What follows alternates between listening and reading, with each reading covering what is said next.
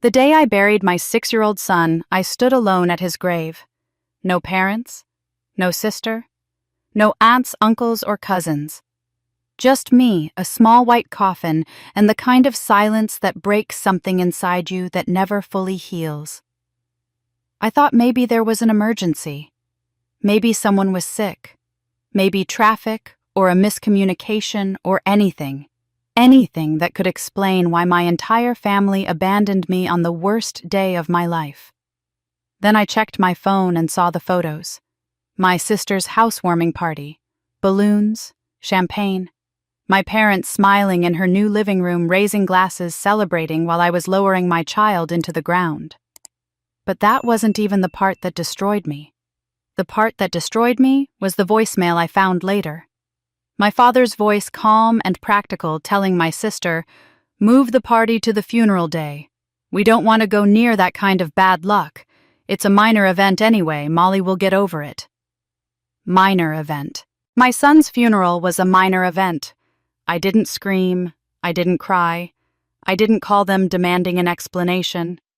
Instead, I did something I had never done in 37 years of being their invisible daughter. I stopped asking for their love, and I started collecting evidence. What I discovered over the next few weeks would expose secrets my family had buried for decades. Stolen money, hidden documents, lies that stretched all the way back to the day I was born. And by the time I was finished, they wouldn't just lose their reputation. They would lose everything. This is that story. My name is Molly Chambers, and I am 37 years old. I work as an administrative assistant at a small insurance company, the kind of job that pays the bills but never makes anyone rich. For the past 6 years, my entire world has revolved around one person, my son Lucas, who had his father's curious eyes and my stubborn chin and who loved dinosaurs more than anything else on earth. 3 days ago, a drunk driver ran a red light and took him from me forever. Today, I am burying him. The funeral home smells like lilies and floor polish, a combination that will haunt me for the rest of my life. I stand in the small viewing room watching 2 men in dark suits prepare my son's coffin for transport to the church. The coffin is white, impossibly small, and seeing it makes my chest feel like someone has reached inside and is slowly squeezing my heart with both hands. Lucas would have hated the color. He would have wanted blue or maybe green like his favorite dinosaur. But I could not bring myself to care about colors when I was making these arrangements alone, answering questions about casket linings and flower arrangements while my hands shook so badly I could barely sign the paperwork. The funeral director approaches me with a gentle, practiced expression. He has done this many times before, I can tell. Guided grieving families through the worst days of their lives with soft voices and measured steps. "Mrs. Chambers," he says quietly, "will other family members be joining you before we begin the procession?" I check my phone again. No messages, no missed calls, nothing but a silent screen that feels like an accusation. "They're on their way," I say, and the lie tastes bitter on my tongue. "Traffic from the city, you know. They should be here any minute." He nods sympathetically and steps away to give me privacy. I stare at the clock on the wall, watching the minutes slide past like sand through my fingers. My parents live 40 minutes away. My sister lives even closer. I called them all 3 days ago, sobbing so hard I could barely speak, telling them that Lucas was gone, that I needed them, that the funeral would be Thursday at 11. My mother said she would check the schedule. My father said nothing at all. My sister asked if the funeral could be moved to the weekend because she had things going on. I told myself they would come anyway. I told myself that surely when the moment arrived, blood would matter more than convenience. I told myself that no parent, no matter how distant, could abandon their daughter at her child's funeral. I was wrong about all of it. The procession to the church takes 15 minutes. I ride alone in the family car behind the hearse, watching my son's coffin through the rear window, and the empty seat beside me feels like a wound. When we arrive, I walk into the church on unsteady legs and take my place in the front pew, the one reserved for immediate family. The seats stretch out on either side of me, empty and accusing. I keep turning to look at the door, waiting for my mother to rush in with apologies, for my father to slip into the pew with his usual stoic silence, for my sister to appear with whatever excuse she has prepared. The door stays closed. A few of my co-workers file in and sit near the back, whispering to each other with uncomfortable glances toward the empty family section. My neighbor, Mrs. Patterson, arrives with her husband and gives me a look of such raw pity that I have to turn away before I start crying. The pastor stands at the front, checking his notes, waiting for the pews to fill. They never do. The service begins 12 minutes late because I keep asking for more time, keep insisting that my family is coming, keep lying to everyone, including myself. Finally, the pastor gently suggests we should start, and I nod because there is nothing else I can do. He speaks about Lucas with the careful words of someone who never met my son but read the notes I provided. He talks about community, about leaning on loved ones during tragedy, about the strength we find in family. Every word feels like a knife sliding between my ribs. I am sitting in a room full of empty chairs, listening to a stranger describe the support system I do not have, and I have never felt more alone in my entire life. I do not remember much of what the pastor says. I stare at the small white coffin and think about Lucas asking me last month if dinosaurs went to heaven. I told him yes, of course they did, because what else do you tell a 6-year-old who is trying to understand forever? Now I wonder if he is somewhere with all those dinosaurs he loved, and if he knows that I am here, and if he understands why Grandma and Grandpa and Aunt Rachel are not. After the service, we drive to the cemetery. The burial is brief and brutal. A few words spoken over a hole in the ground that will hold my child for eternity. Mrs. Patterson squeezes my hand.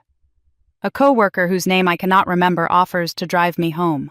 I shake my head and say I need a moment, and one by one they leave their cars, disappearing down the narrow cemetery road until I am standing alone beside a mound of fresh earth. I wait for my phone to ring. I wait for a text message explaining the emergency that kept them all away. I wait for something, anything that will make this make sense. Nothing comes. The silence stretches out around me, broken only by birds singing somewhere in the trees, oblivious to my grief. I stand there until my legs ache, until the afternoon sun shifts, and the shadows grow long, until I finally understand what this day has been trying to tell me. My family did not miss my son's funeral because of traffic or emergencies or scheduling conflicts. They missed it because they chose to miss it. Because showing up for me for Lucas was simply not important enough to inconvenience themselves. I have spent 37 years making excuses for them. 37 years believing that if I just tried harder, loved more, asked for less, they would eventually see me as someone worth showing up for. Today, standing beside my son's grave with no one left to pretend for, I finally stop believing. I drive home in silence, pull into my driveway, and sit in my car for a long time staring at nothing. When I finally go inside, the house feels too quiet, too empty, filled with Lucas's toys and books and the dinosaur posters he begged me to hang in his room.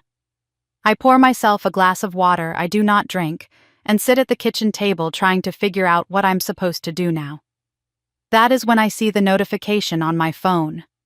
A voicemail from my father left 2 hours ago while I was standing alone at my son's grave. I press play, and what I hear destroys whatever was left of the daughter who spent her whole life hoping to be loved. The voicemail is only 12 seconds long, but it takes me 3 attempts to listen to the entire thing. My father's voice, flat and businesslike, says, "Molly, your mother and I won't be able to make it today. Something came up. Call your sister if you need anything." That is all. No condolences, no apology, no mention of Lucas by name. 12 seconds to dismiss my son's entire existence. I sit at the kitchen table for a long time, replaying those words in my head, trying to find meaning that is not there. Something came up. What could possibly come up that matters more than your grandson's funeral? What emergency? What crisis? What obligation could outweigh standing beside your daughter on the worst day of her life? I have no answers. Only the hollow echo of my father's indifference bouncing around my empty house. I am still wearing my black dress, the one I bought specifically for today, because I did not own anything appropriate for burying a child. The fabric feels heavy and wrong against my skin, but I cannot summon the energy to change.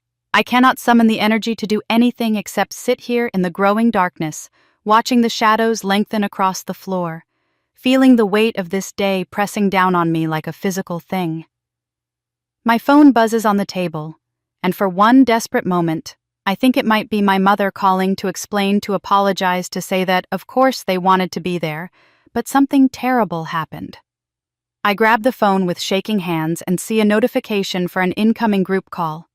My parents and my sister Rachel, all three of them together calling as a group, while I sit alone in a house that still smells like my son's shampoo. I do not want to answer. I do not want to hear their excuses or their hollow sympathies or whatever explanation they have constructed to justify their absence. My thumb moves toward the decline button, but something goes wrong with the motion. Some tremor in my hand or glitch in the phone, and suddenly the call connects. Their voices pour out of the speaker into my silent living room mid-conversation, unaware that I am listening. "The caterer's confirmed for 6 o'clock, my sister is saying, her voice bright and excited. "And I managed to get those little appetizer things. Mom likes the ones with the cream cheese." "Wonderful, sweetheart," my mother responds, and her tone is warm in a way I have not heard directed at me in years. "Now, about the parking situation. Your father thinks we should block off the street, but I worry about the neighbors complaining." I should hang up. I should announce myself, interrupt their conversation, demand to know why they are discussing party planning on the day they were supposed to be burying my child. But I cannot move. My hand is frozen around the phone, my body rigid in my chair, and all I can do is listen. "I still think we should have waited until the weekend," my father says, his voice carrying that familiar note of mild complaint. "Having the party today feels rushed." "Don't be ridiculous," my mother replies sharply. "We discussed this. The weekend was not going to work because of the funeral, and I was not about to spend my Saturday surrounded by that kind of bad luck. A child's death in the family. People would have asked questions. They would have wanted to know why Molly had a baby without a husband, why she always makes these choices that embarrass everyone. This way we avoid all of that unpleasantness." The words hit me like physical blows, each one landing somewhere soft and unprotected. Bad luck, embarrassment, unpleasantness. This is how my mother describes my son's death, my grief, my existence. "Molly will understand," my father says, but he does not sound certain. "She's always been the tough one. She'll get over it eventually." "Exactly." My mother agrees, her voice dismissing my entire tragedy in a single word. "It's a minor event, really. Sad, of course, but these things happen. The important thing is that Rachel's housewarming goes well. This is her moment, and we shouldn't let anything overshadow it." A minor event. My son's funeral is a minor event that they need to schedule around an inconvenience to be managed so that nothing overshadows my sister's housewarming party. I buried my child today while they worried about appetizers and parking logistics. My sister laughs at something, a light, careless sound that cuts through me like broken glass. "Mom, stop worrying. Everything is going to be perfect. Oh, did you see the photos I posted of the living room? The staging company did an amazing job." They continue talking about furniture and decorations and which guests are bringing wine, their voices weaving together in comfortable family conversation. They are happy. They are excited. They are having the kind of warm, connected moment that I spent my entire childhood longing to be part of, and they are having it on the day my son went into the ground. I listen for 11 minutes. I do not announce myself. I do not scream or cry or interrupt. I simply sit in my dark kitchen phone pressed to my ear and let their words wash over me like poison. Every laugh, every casual comment, every dismissive reference to the funeral they skipped carves something out of me that I did not know I still possessed. When they finally hang up, I place the phone carefully on the table and stare at it for a long time. My hands are steady. My eyes are dry. Something inside me has shifted. Some fundamental architecture of who I am has rearranged itself into a new and unfamiliar shape. For 37 years, I have loved these people. I have made excuses for their coldness, convinced myself that their neglect was unintentional, believed that somewhere beneath their indifference there must be some small spark of affection for me. I have twisted myself into knots trying to earn a place in their hearts, trying to be good enough, quiet enough, undemanding enough to deserve their love. I am done. The daughter who spent her life hoping and waiting and making excuses dies quietly in that dark kitchen, and something else takes her place, something harder, something that no longer needs their approval to know her own worth. I do not know yet what I am going to do.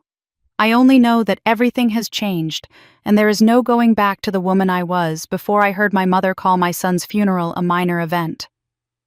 The days after the funeral blur together in a haze of sleepless nights and empty hours. I move through my house like a ghost, unable to eat more than a few bites, unable to sleep for more than an hour at a time before jerking awake with my heart pounding and my son's name on my lips.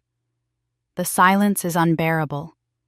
Lucas's room sits untouched at the end of the hallway, his dinosaur toys still scattered across the floor exactly where he left them, and I cannot bring myself to open the door or close it permanently. At night, when the darkness presses in and sleep refuses to come, my mind begins to wander backward through the years. I find myself replaying memories I have not thought about in decades, examining them with new eyes, searching for patterns I was too hopeful or too naive to see before. What I discover in those long, sleepless hours changes everything I thought I understood about my place in my own family. I remember my 6th grade school play, the one where I had a speaking role for the first time. I practiced my lines for weeks standing in front of the bathroom mirror, desperate to make my parents proud. On the night of the performance, I peeked through the curtain and saw them sitting in the 3rd row, my mother checking her watch, my father looking bored. My sister Rachel was fidgeting beside them, clearly unhappy about being dragged along. When my scene came, I delivered my lines perfectly, my voice strong and clear, and I looked out at the audience expecting to see my parents smiling. Their seats were empty. They had slipped out during the scene before mine to take Rachel for ice cream because she was getting restless.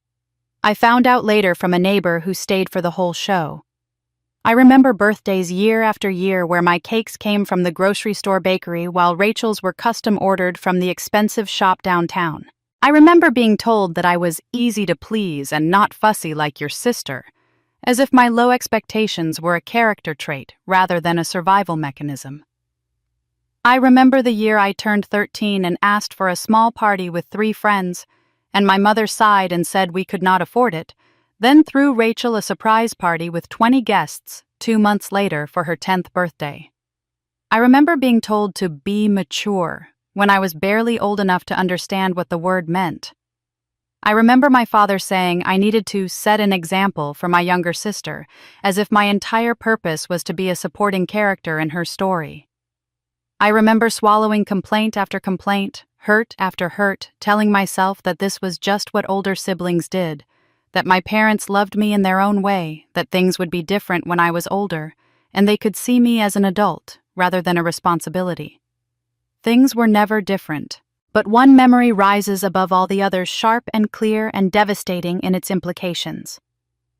I was 16 years old, driving home from my part-time job at the grocery store when a pickup truck ran a stop sign and slammed into the driver's side of my car. I remember the impact, the spinning, the moment when everything went dark. I woke up in the hospital with a broken collarbone, 3 fractured ribs, and a concussion that made the lights feel like knives in my eyes. I was alone. The nurses told me my emergency contact had been notified and that my family was on their way. I waited through the night, drifting in and out of consciousness, expecting to open my eyes and see my mother's worried face or feel my father's hand on mine. When I woke up the next morning, my hospital room was still empty. A nurse finally came in around 10 o'clock and told me my parents had arrived. They walked in carrying flowers, and for one moment, my heart lifted.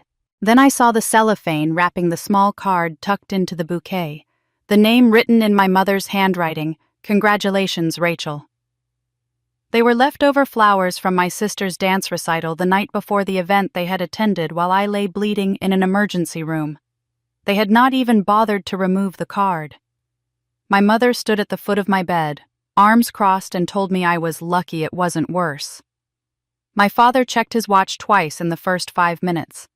They told me I was tough and would bounce back in no time. And then they left after 20 minutes because Rachel had a celebratory lunch scheduled and they did not want to disappoint her. I spent another 3 days in that hospital, and they visited once more for 15 minutes on the day I was discharged.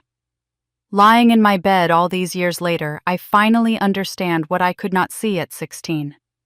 My parents were never going to love me the way I needed to be loved. The problem was not that I failed to earn their affection through good behavior or achievement or sacrifice. The problem was that they were simply incapable of seeing me as someone worth showing up for. I was born into a family that had already decided I did not matter, and no amount of effort on my part was ever going to change that fundamental truth. The realization does not make me cry. I have cried enough in the past week to last several lifetimes. Instead, something cold and hard settles into my chest, a kind of clarity that feels like armor. I spent 37 years trying to win a game that was rigged from the start, and I am finished playing. I think I finally understand everything now. I think I have mapped the complete geography of my rejection, traced every wound back to its source, assembled all the pieces of the puzzle into a picture that finally makes sense. I am the unwanted daughter, the inconvenient child, the family member who exists only to make the others look better by comparison. Then my phone buzzes with an email notification, and I glance at it without much interest, expecting junk mail or a work message I am too exhausted to care about. The subject line stops my heart. I was there the day you were born, and I need to tell you what really happened. I stare at the subject line for a long time, my thumb hovering over the screen heart, pounding against my bruised ribs. The email is from someone named Eleanor Marsh, a name that means nothing to me, attached to a Gmail address that looks ordinary and unremarkable. Every instinct tells me to delete it. I have heard stories about scammers who prey on grieving people who scan obituaries and funeral announcements looking for vulnerable targets. The timing feels predatory, arriving in my inbox just days after I buried my son, when my defenses are shattered and my judgment is compromised. But something makes me open it anyway. The message is short, only a few sentences written in the careful language of someone who has rehearsed these words many times. Dear Molly, I'm so sorry it took me this long to reach out. I was a nurse at Riverside Memorial Hospital when you were born. There are things you deserve to know, things I should have told you years ago but was too afraid to share. Please meet me. I can explain everything. Below the text is an attachment, and against my better judgment, I click on it. A photograph fills my screen, yellowed and faded, clearly scanned from an old print. It shows a hospital nursery from another era, rows of small bassinets lined up beneath fluorescent lights, each one holding a newborn wrapped in identical white blankets. Someone has circled one of the babies in red ink, and next to the circle in handwriting that looks hurried and anxious are the words, Chambers baby, transferred. My breath catches in my throat. Chambers is my family name. The date stamp in the corner of the photograph matches my birthday exactly down to the year. Riverside Memorial is the hospital listed on my birth certificate, the place my mother always mentioned when telling the story of my difficult delivery. These are not details a random scammer would know. These are specifics that would require research access knowledge that goes beyond a simple con. I should delete this email. I should block the sender and forget I ever saw it. Whatever secrets this woman claims to possess, they cannot possibly matter more than the chaos already consuming my life. I have a son to mourn, a family to cut off, a future to somehow rebuild from the wreckage of everything I thought I knew. I do not have the emotional bandwidth to chase mysteries from 37 years ago. And yet, that word haunts me. Transferred. What does it mean? Transferred. Where? Transferred. Why I was born in that hospital, brought home by my parents 2 days later, raised in their house until I left for college. There is no mystery in my origin story, no gap in the narrative that needs explaining. My mother complained about her difficult labor for years, using it as yet another example of how I had been troublesome from the very beginning. My father kept my hospital bracelet in a drawer somewhere, proof that I arrived in the usual way at the usual time. But something about that circled baby and that urgent handwriting will not let me go. I type Eleanor Marsh into a search engine and hold my breath while the results load. What I find is reassuring and confusing in equal measure. She is a real person. A retired nurse who worked at Riverside Memorial for over 30 years before moving to a small town about 2 hours from here. Her social media presence is minimal but authentic, showing photos of grandchildren and gardens, and the quiet life of someone who has earned their rest. There are no red flags, no warnings, no evidence of fraud or mental instability.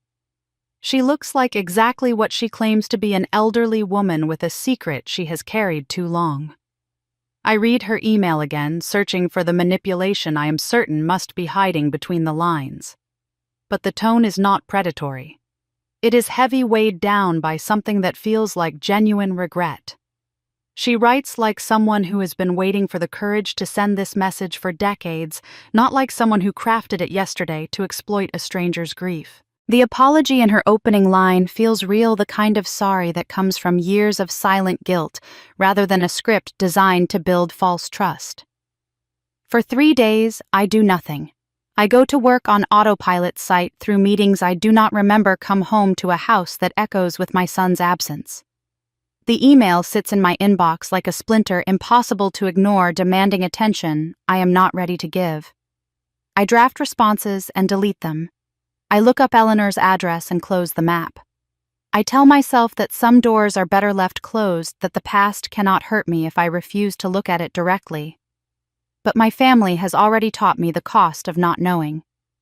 I spent 37 years believing in a version of my childhood that turned out to be a carefully constructed lie, a story designed to keep me compliant and grateful while they treated me as less than nothing.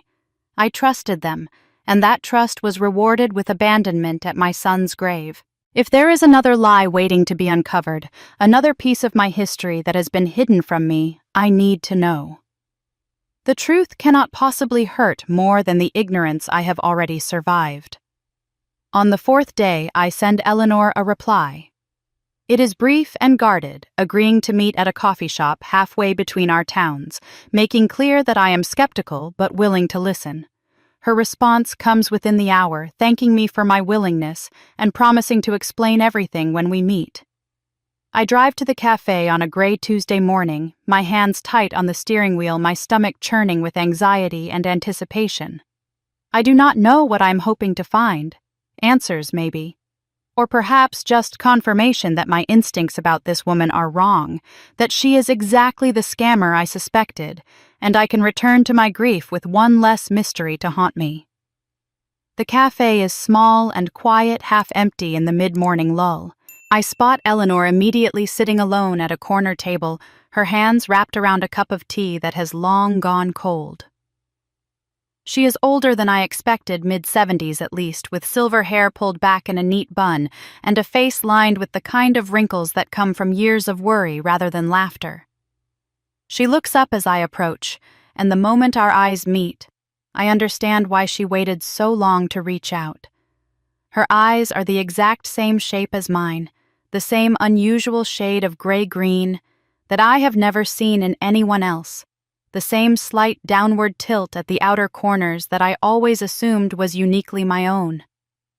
I stand frozen beside the table, unable to move or speak, staring at this stranger whose eyes could be my own reflection, aged 40 years. Eleanor rises slowly, her movements careful and deliberate, and gestures toward the empty chair across from her.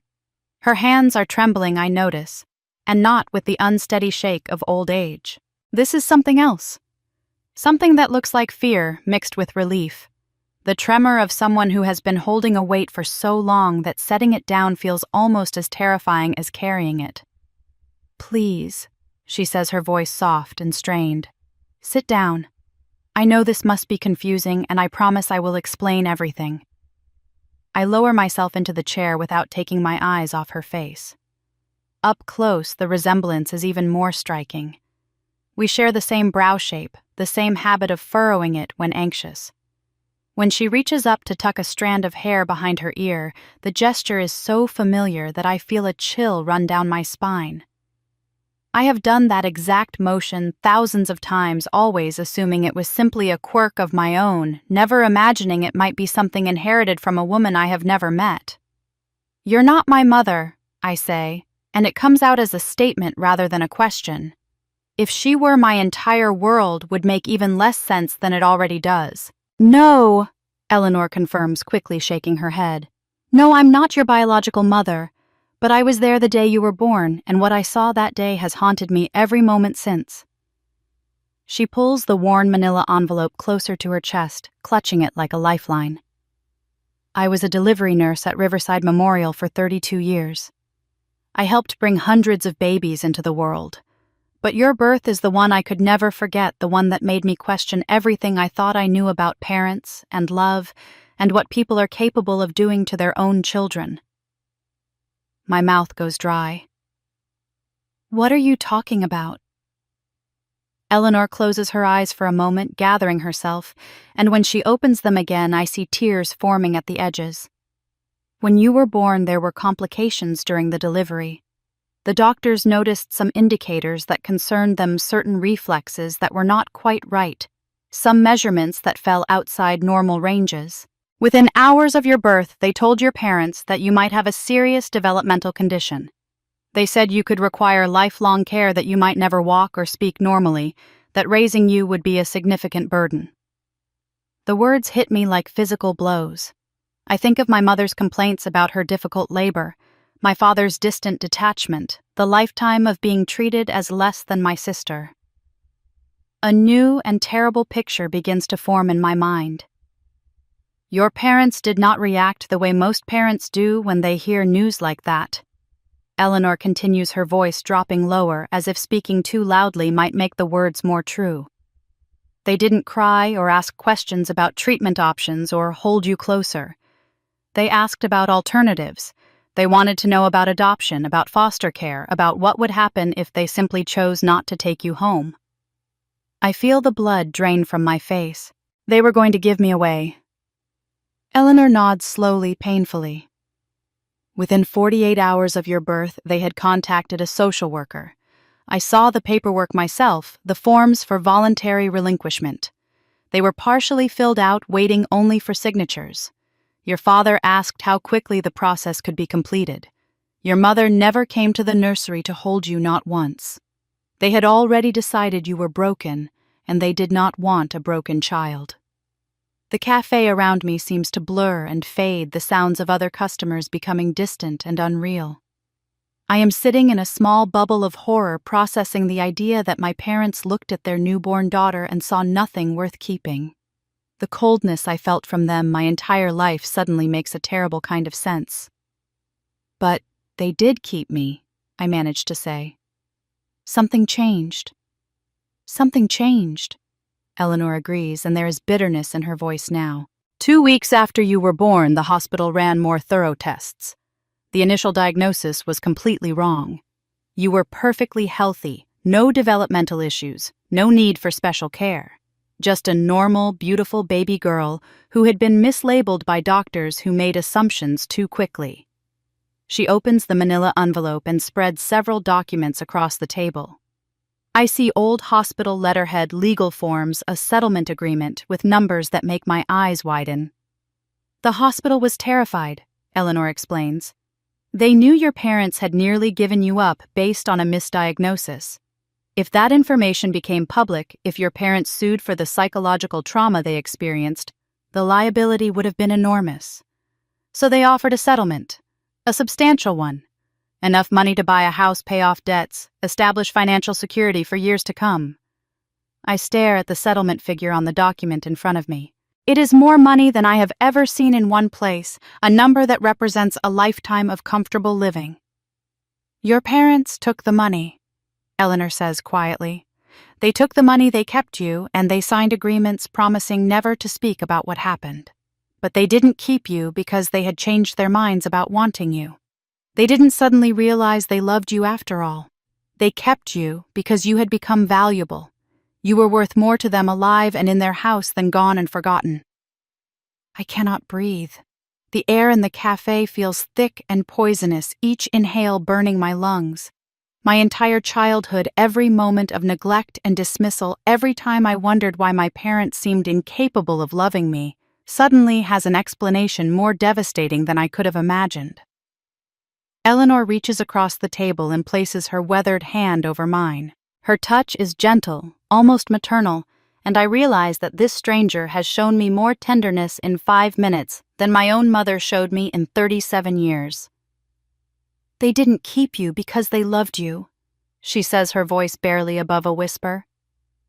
They kept you because you were worth more to them alive than gone. The documents spread across the cafe table look like relics from another lifetime, yellowed pages and faded ink, telling a story I was never meant to hear. Eleanor smooths out each paper with careful hands, arranging them in chronological order, building a timeline of betrayal that spans my entire existence. I lean forward, studying the hospital letterhead, the legal jargon, the signatures that sealed my fate before I was old enough to understand what fate even meant. This is the settlement agreement, Eleanor says, pointing to a dense block of text filled with clauses and conditions. The hospital offered your parents $275,000 in exchange for their silence. They had to agree never to discuss the misdiagnosis publicly, never to sue for additional damages, and never to reveal the terms of the arrangement to anyone, including you. She pauses, her finger tracing a particular paragraph. But here is the part that matters most. The money was designated for your care and future needs. It was supposed to be held in trust for you, managed by your parents, until you reached adulthood, then transferred to your control. I read the words she is pointing to, legal language that describes a fund established in my name, contributions to be used exclusively for my education, medical care, and welfare. The numbers swim before my eyes, representing a financial security I never knew existed, a safety net that should have cushioned every fall I ever took. I never saw any of this money, I say, my voice hollow. I worked 2 jobs through college. I took out loans that took me 15 years to pay off. When Lucas was born, I couldn't afford the hospital bills without a payment plan. Eleanor nods sadly as if she expected this confirmation. I couldn't track exactly where the settlement went after it was paid out. I was just a nurse with no legal standing to investigate your family's finances. But I heard things over the years. Rumors about the Chambers family and their sudden good fortune. A new house purchased in cash just months after you were born. Your father's business that suddenly had capital for expansion. Your mother's spending habits that seemed to exceed what a single income could support. She pulls out another document, this one a handwritten note on hospital memo paper, the ink faded but still legible. I kept this because I couldn't believe what I heard, and I needed proof that I wasn't imagining things. I was working a late shift about 6 months after you were born, and I passed your father in the hallway. He was on the phone with someone, a lawyer, I think, and he didn't notice me standing there. I heard him say these exact words. I take the paper from her hands. The handwriting is neat and precise, clearly written by someone who wanted to preserve every syllable. The quote reads, "As long as the kid is in the house, they can't claim we didn't suffer. She's our insurance policy. We just have to keep her until the statute of limitations runs out, then we can figure out what to do with her." The words blur as tears I refuse to shed gather in my eyes. Insurance policy. That is what I was to my father, not a daughter, but a document, not a child, but a clause in a legal strategy. Every birthday he forgot, every school play he missed, every time he looked through me like I was made of glass. He was simply maintaining the minimum required proof of his supposed suffering. I existed in that house, not because they wanted me there, but because my presence protected their payout. When you turned 18, Eleanor continues gently, you should have gained access to whatever remained in the trust. By that point, even with legitimate expenses, there should have been a significant amount left over. Enough for college, certainly. Enough to give you a real start in life. I think about my 18th birthday, how I asked my parents about money for community college, and was told the family simply could not afford to help me. My mother had suggested I get a job, learn the value of hard work, stop expecting handouts. I remember feeling guilty for even asking, ashamed of my own neediness, determined to prove I could make it on my own without burdening anyone. "They told me there was no money," I whisper. "They said they had sacrificed everything to raise me, that I had already taken more than my share. I believed them. I spent my whole life believing them." Eleanor reaches into the envelope one more time and pulls out a bank statement clearly obtained through means she does not explain. It shows an account in my name opened 37 years ago with deposits matching the settlement amount. The withdrawal column tells its own devastating story, large sums pulled out at regular intervals, the balance steadily declining until just before my 18th birthday. A final withdrawal of the remaining $43,000 leaves the account at zero. "They drained it completely," Eleanor says. "Every cent that was supposed to be yours they took for themselves. The house, the cars, your sister's private school tuition, the vacations they took without you. All of it funded by money that legally belonged to you, money that was meant to compensate for the trauma of almost being abandoned by your own parents." I sit back in my chair, feeling the weight of 37 years of lies pressing down on my shoulders. I was not just neglected, I was robbed. I was not just unloved, I was exploited.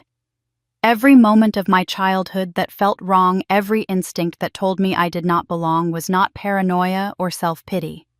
It was the truth trying to break through the surface of a carefully constructed deception. The cafe continues its quiet morning business around us, unaware that my entire identity is being dismantled piece by piece. Other customers sip their coffee and check their phones, living in a world where parents love their children simply because they exist. I no longer belong in that world. I am not sure I ever did. One question rises above all the others swirling in my shattered mind, demanding to be asked even though I am not sure I can bear the answer. "If I was kept for money," I say slowly, meeting Eleanor's eyes, "then what does that make my sister? The one they actually seemed to love?" Eleanor considers my question carefully, her weathered fingers tracing the edge of her coffee cup as she gathers her thoughts. I can see her weighing how much to share, calculating the impact of each revelation, knowing that every word she speaks adds another crack to the foundation of everything I believed about my family. After a long moment, she meets my eyes with a look of deep compassion, mixed with something that resembles sorrow. "Your sister Rachel was born 2 years after you," she begins slowly. "By then the settlement money had been received. The legal threats had passed, and your parents had transformed from desperate people facing an unwanted burden into a comfortable family with financial security they had never known before. When Rachel arrived, she entered a completely different household than the one you were born into. She was not a crisis to be managed or a liability to be weighed. She was simply a baby wanted and welcomed, arriving at a time when her parents felt ready to be parents." The words settle over me like a heavy blanket, suffocating and clarifying at the same time. I think about my earliest memories of Rachel, how my mother's face would light up when she entered a room, how my father would scoop her into his arms with an ease he never showed me. I always assumed I was doing something wrong, that if I could just figure out the secret formula of being lovable, they would look at me the same way. Now I understand there was no formula. There was only timing, and mine was catastrophically wrong. "Rachel was born into comfort," Eleanor continues. "She was born to parents who had already processed their trauma, who had money in the bank and a house that was paid for, who felt settled and secure in a way they never did when you arrived. She got to be their fresh start, their do-over, the child they could raise without the shadow of almost giving her away hanging over every interaction." A memory surfaces, unbidden, sharp, and painful. I am 12 years old, sitting at the kitchen table doing homework, and my mother is on the phone with one of her sisters. She is talking about Rachel's upcoming birthday party, the elaborate celebration they are planning, and she says something I have never forgotten. "Rachel is really our first real experience of parenthood. When Molly came along, it was such a difficult time we couldn't fully appreciate her. But with Rachel, we got to do it right." At the time, I assumed she meant financial difficulties, the stress of being young parents. the normal struggles that accompany a first child. I felt guilty for being born during a difficult time, as if my existence was an inconvenience I should apologize for. Now those words take on a completely different meaning. The difficult time was not about money or stress. The difficult time was the 2 weeks they spent deciding whether to keep me or throw me away. "Your sister never knew any of this," Eleanor says gently. "She grew up believing she was simply more loved because she was more lovable. Prettier, smarter, more charming, easier to be around. Children are perceptive, and she certainly noticed the difference in how your parents treated the two of you. But she interpreted it through the only lens available to her. She was special, and you were not. She had no idea that her pedestal was built on your grave." I think about Rachel, about the casual cruelty she displayed throughout our childhood, the way she accepted our parents' favoritism as her natural right. Part of me wants to hate her for reveling in attention that should have been shared, for never questioning why she received so much while I received so little. But another part of me recognizes that she was also a victim of our parents' dysfunction, shaped by their choices into someone who believed love was a limited resource that she had rightfully claimed. "The favoritism was never about either of you as people," Eleanor continues. "It was about the story your parents told themselves to avoid facing what they had almost done.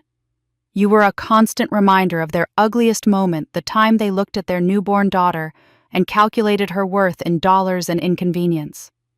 Every time they saw you, they saw their own shame reflected back. Loving you fully would have meant admitting what they were capable of, and they were not strong enough for that kind of honesty.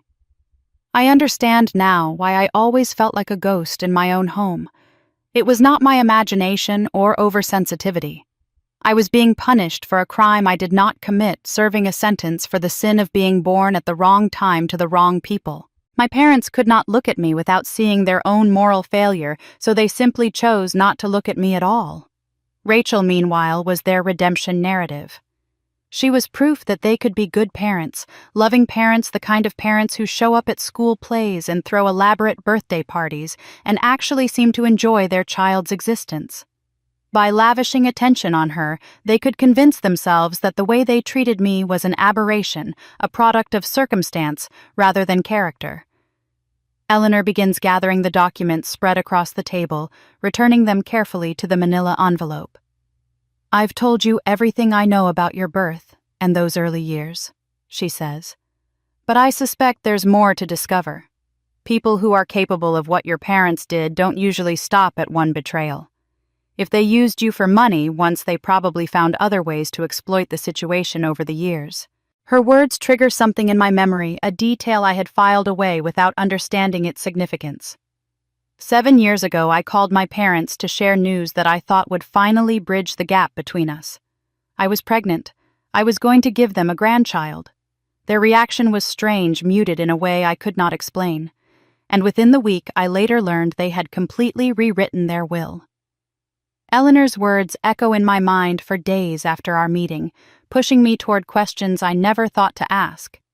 If my parents were capable of stealing my settlement, of treating me as an insurance policy rather than a daughter, what else might they have done over the years? What other betrayals are hiding in legal documents and financial records waiting to be discovered by someone who finally knows where to look? I contact a lawyer the following week, a woman named Sandra Chen who specializes in estate and family law. I explain my situation in broad strokes, leaving out the emotional details, but providing enough information for her to understand what I need. She agrees to help me request records related to my parents' estate planning, warning me that what I find might be painful. I almost laugh at that. Pain has become my constant companion these past weeks. A little more will hardly make a difference. The documents arrive 10 days later, a thick envelope containing copies of wills, trust amendments, and legal correspondence spanning 2 decades. I spread them across my kitchen table, the same table where I sat listening to my family discuss catering for a party held on the day of my son's funeral. The irony is not lost on me. This table has become the place where my illusions come to die. The oldest will in the stack dates from 15 years ago, drafted when my parents were in their late 50s, and beginning to think seriously about their legacy. I read through the dense legal language searching for my name, and when I find it, my breath catches in my throat. The document allocates 30% of their estate to me, describing the bequest as being made in recognition of Molly's contributions to the family and the hardships she has endured throughout her life. I read that phrase 3 times, trying to reconcile it with everything I know about my parents. At some point, 15 years ago, they sat in a lawyer's office and acknowledged that I had endured hardships. They admitted in writing that I was owed something for what I had survived. It was never going to be an apology or an explanation, but it was an acknowledgement, legal proof that somewhere beneath their coldness they understood they had wronged me. But that will is not the current version. I flip through the pages until I find the most recent document dated exactly 7 years ago.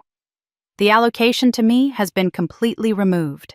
Everything now goes to Rachel with a small clause noting that I have been adequately provided for through previous family support and therefore require no additional inheritance. The words are clinical dismissive, erasing 37 years of neglect with a single bureaucratic sentence. 7 years ago. I do the math in my head, and the timing hits me like a physical blow. 7 years ago, almost to the week, I called my parents to tell them I was pregnant with Lucas. I remember that conversation with painful clarity. I was nervous knowing they would not be thrilled about my single motherhood, but hoping the news of a grandchild might soften their hearts. My mother answered the phone with her usual distracted tone, barely listening as I stumbled through my announcement. When I finally got the words out, there was a long silence. Then she asked about the father, her voice tight with disapproval. I explained that he was not in the picture, that I was planning to raise the baby on my own, that I was excited and scared and hoping for their support. My father, listening on the extension, said nothing at all. My mother made a sound that might have been acknowledgement or might have been disgust, then changed the subject to something about Rachel's new job. The conversation lasted less than 10 minutes, and when I hung up, I told myself they would come around once the baby arrived. I told myself that holding their grandson would melt whatever resistance they felt about the circumstances of his conception. Instead, within a week of that phone call, they were sitting in their lawyer's office rewriting their will to ensure that my child would never receive a single cent from the family. They did not wait to meet him, did not give themselves time to reconsider, did not allow for the possibility that they might grow to love him despite their initial disapproval. They made a calculated, legally binding decision to reject Lucas before he was even born. I think about my son, about his bright eyes and his dinosaur obsession, and the way he used to climb into my lap and ask if Grandma and Grandpa would visit soon.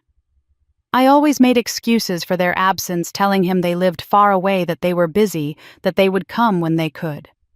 I protected him from the truth because I thought the truth was simply that they were cold and distant. I never imagined the truth was that they had legally disowned him while he was still growing inside me. The new will describes Rachel as the sole beneficiary, rewarding her for the crime of being born at the right time to parents who had already spent their capacity for cruelty on me. It frames my exclusion as reasonable, justified by previous family support that never existed. Every word is a lie, notarized and witnessed a final rejection dressed in legal language. I sit with the documents for hours, feeling the weight of premeditated abandonment settling into my bones. My parents did not simply fail to love Lucas. They actively, deliberately, legally ensured that he would be treated as if he never existed. They planned his exclusion while he was still a flutter of cells in my womb, while I was still dreaming about the family moments we might share together. Then I notice another document at the bottom of the stack, one I almost missed. It is a printout of phone records attached to a note from Sandra, explaining that she obtained them as part of a broader investigation into my family's dealings. The records are from the night Lucas died. The phone records are printed on plain white paper, a simple grid of numbers and timestamps that looks almost mundane at first glance. Outgoing calls, incoming calls, duration in minutes and seconds, nothing remarkable about the format itself. But as I scan down this column of dates until I find the one that matters, the night that divided my life into before and after, my hands begin to shake so violently that I can barely hold the page. I remember that night with a clarity that haunts my dreams. Lucas and I were driving home from his friend's birthday party, the back seat full of balloons and a goodie bag clutched in his small hands. He was chattering about the cake, about the games they played, about how he wanted to have dinosaurs at his next birthday.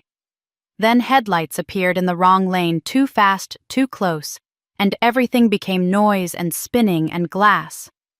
When the world stopped moving, I was trapped behind a crushed steering wheel with blood running into my eyes. Lucas was silent in the back seat, so terrifyingly silent, and I could not turn around to see him. I fumbled for my phone with fingers that would not work properly and dialed my father's number because it was the first one I could remember, because somewhere in my shattered mind, I still believed that parents help their children when disaster strikes. He answered on the third ring. I remember hearing his voice, annoyed at being disturbed, asking what I wanted. I remember trying to explain through sobs that there had been an accident, that Lucas was hurt, that I needed help. I remember begging him to come, to call someone, to do something. And then the line went dead and I assumed the call had dropped a cruel cosmic joke on top of everything else. I spent months believing that story. I told myself my father had been trying to call back, that maybe he had driven to the scene, but arrived after the ambulance took us away, that there was some reasonable explanation for why he never showed up that night, or any of the nights that followed while Lucas fought for his life in the pediatric ICU. I constructed excuses because the alternative was too painful to consider. Now I am staring at the truth in black and white. According to the records, my father answered my call at 9:47 p.m. The call lasted 1 minute and 32 seconds before it was disconnected. He did not lose signal. He did not get cut off. He heard his daughter screaming for help, and then he hung up. The next entry makes my stomach lurch. At 9:49 p.m., exactly 2 minutes after ending my call, my father placed an outgoing call to a number I recognize from other documents in the stack. It belongs to the family's attorney, the same lawyer who drafted their wills and handled their financial affairs for decades. That call lasted 45 minutes. I read the timestamps over and over, hoping I am misunderstanding, hoping there is some innocent explanation that will make this make sense. But the numbers do not lie.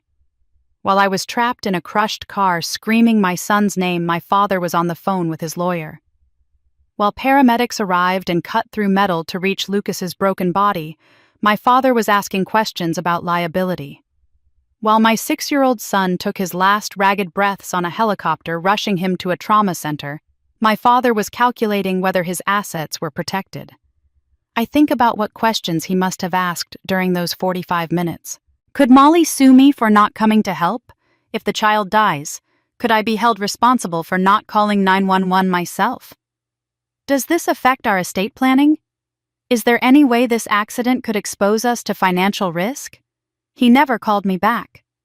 The phone records show no outgoing calls to my number for the rest of that night or the next day or the day after that. He never called the hospital to check on his grandson's condition. He never drove the 40 minutes to sit in the waiting room where I spent 3 days hoping for a miracle. He made one call to protect himself, and then he went to bed. Lucas died on the third day.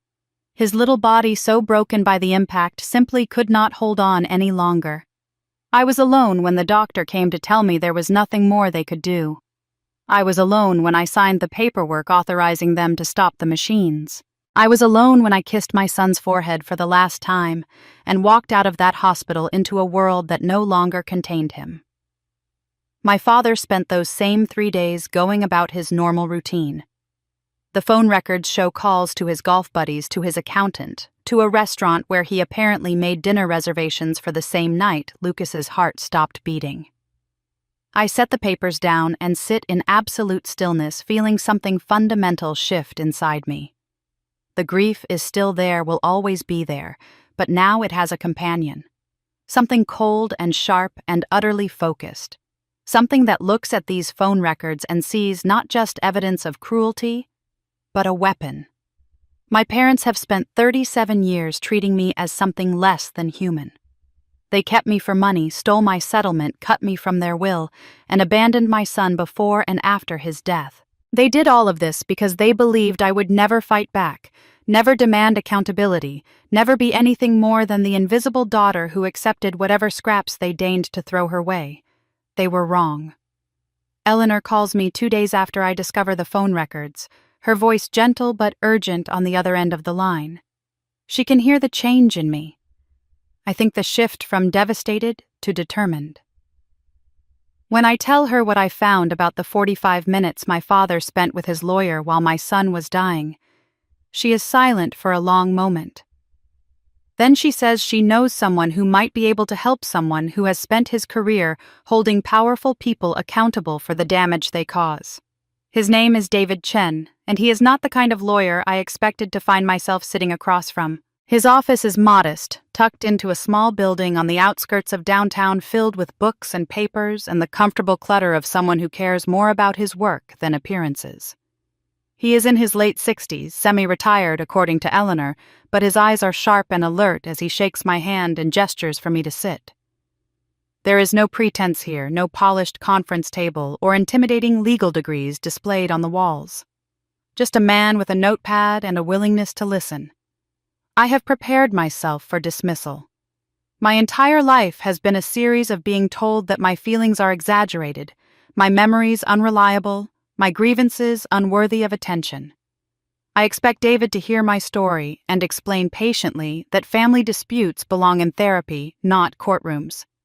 I expect him to tell me that the past is the past, that I should focus on healing rather than pursuing people who clearly do not deserve my energy. I have rehearsed responses to these objections arguments to justify why I am here, defenses against the inevitable suggestion that I am being dramatic or vindictive. None of them are necessary. David listens for 2 hours without interrupting.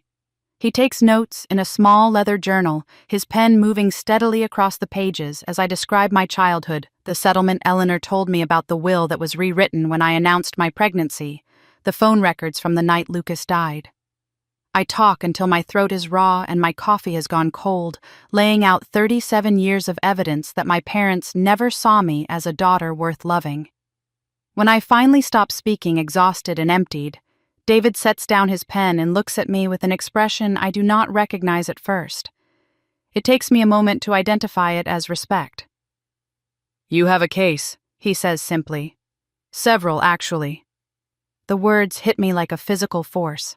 I have spent so long expecting to be dismissed that hearing validation feels almost disorienting. I ask him to repeat himself, certain I must have misheard, and he does so without impatience. I have a case. Someone with legal expertise and professional authority is telling me that what was done to me was not just emotionally devastating, but legally actionable. David begins to explain the landscape, breaking down complex legal concepts into language I can understand. The settlement money from my birth, the funds that were supposed to be held in trust for my care and future, represents a clear case of breach of fiduciary duty. My parents were legally obligated to use that money for my benefit, and instead, they spent it on houses and cars and my sister's private education. They stole from me, and stealing has consequences. I raise the concern that has been gnawing at me since I first learned about the settlement. 37 years have passed. Surely there must be some limit on how long I can wait before pursuing legal action. Some statute of limitations that protects people from ancient claims. David nods, acknowledging the validity of my worry, but explains that the law has provisions for situations exactly like mine. "There's something called the discovery rule," he says. "The statute of limitations doesn't begin when the wrong occurs. It begins when the victim discovers the wrong, or when they reasonably should have discovered it. You had no way of knowing this money existed until Eleanor contacted you. You couldn't have filed a claim for something you didn't know was taken. The clock only started running a few weeks ago." He warns me that this will not be easy. My parents will hire their own lawyers, aggressive ones, who will dig into every aspect of my life looking for ammunition. They will claim I am mentally unstable, driven by grief over my son's death, to lash out at innocent family members. They will paint me as greedy, as vindictive as a bitter woman who cannot accept responsibility for her own failures. The legal process will be slow and expensive, dragging on for months or even years, requiring me to relive my worst memories over and over in depositions and court filings. They will try to break you, David says, his voice steady and serious. They will use every tool at their disposal to make you give up. That's what people like your parents do when they're cornered. They attack because admitting wrongdoing is unthinkable to them. You need to be prepared for that. I think about everything I have already survived. The childhood of invisibility, the hospital room where I woke up alone after a car accident, the funeral where no one came, the phone records showing my father's priorities in the worst moment of my life. If my parents think they can break me with legal tactics and character assassination, they have fundamentally misunderstood who I have become. I'm prepared, I tell David, and I mean it. Something shifts in his expression, a small smile that suggests I have passed some kind of test. He tells me that he normally does not take cases like this anymore, that he stepped back from active practice years ago to spend more time with his grandchildren. But something about my story has gotten under his skin, something about the systematic cruelty and the decades of documentation has awakened the fighter he used to be. "I'll take your case on contingency," he says. "That means you don't pay anything up front. I get a percentage of whatever we recover, and if we don't recover anything, you owe me nothing." He pauses, making sure I understand the significance of what he is offering. "I'm betting on you, Molly.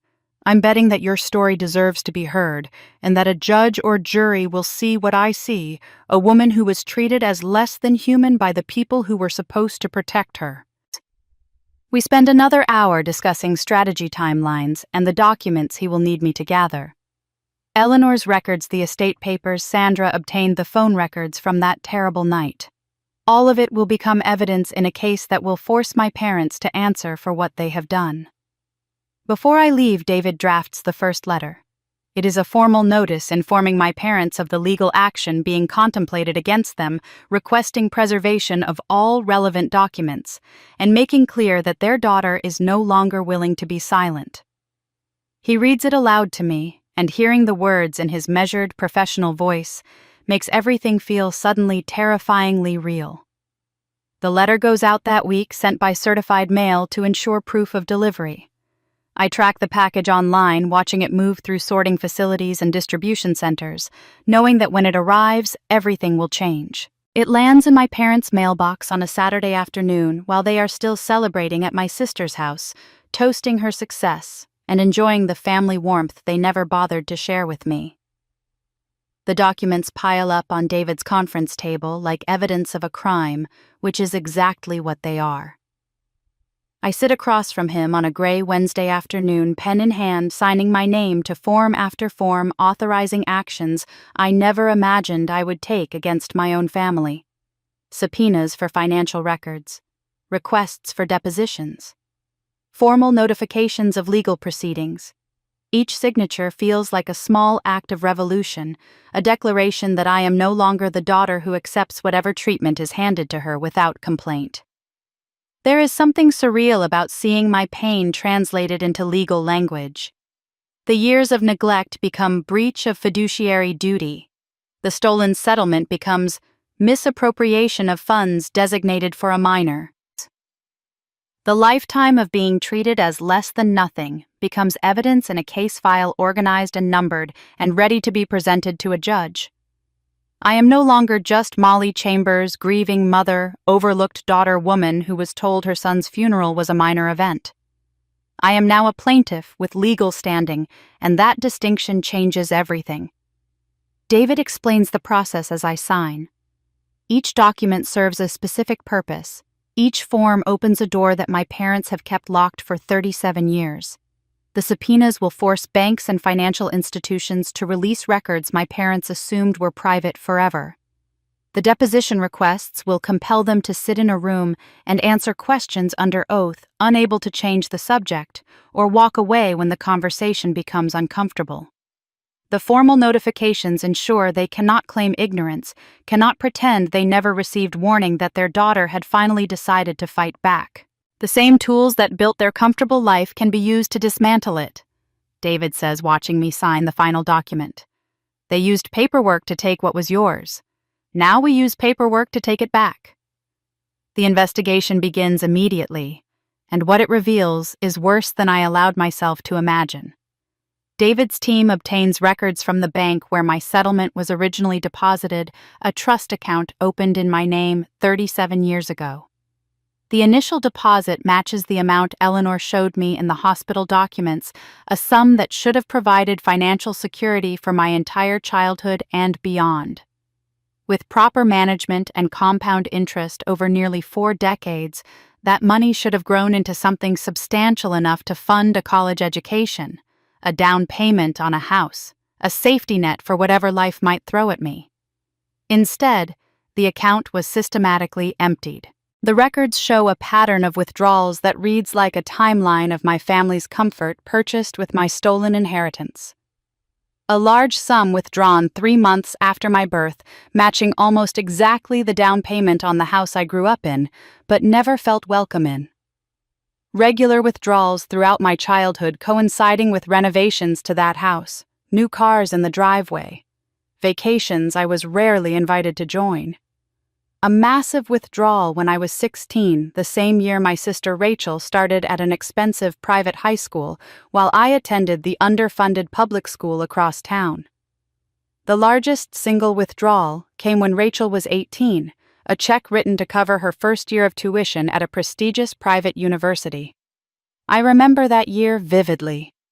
I was 20, working double shifts at a grocery store taking community college classes when I could afford them, exhausted and struggling, and convinced that my family simply did not have the money to help me. My parents told me I needed to learn the value of hard work, that they had already sacrificed so much to raise me that I should be grateful for the roof over my head rather than asking for more. The entire time they were writing checks from an account with my name on it to pay for my sister's tuition. Every lie is documented now. Every betrayal has a paper trail.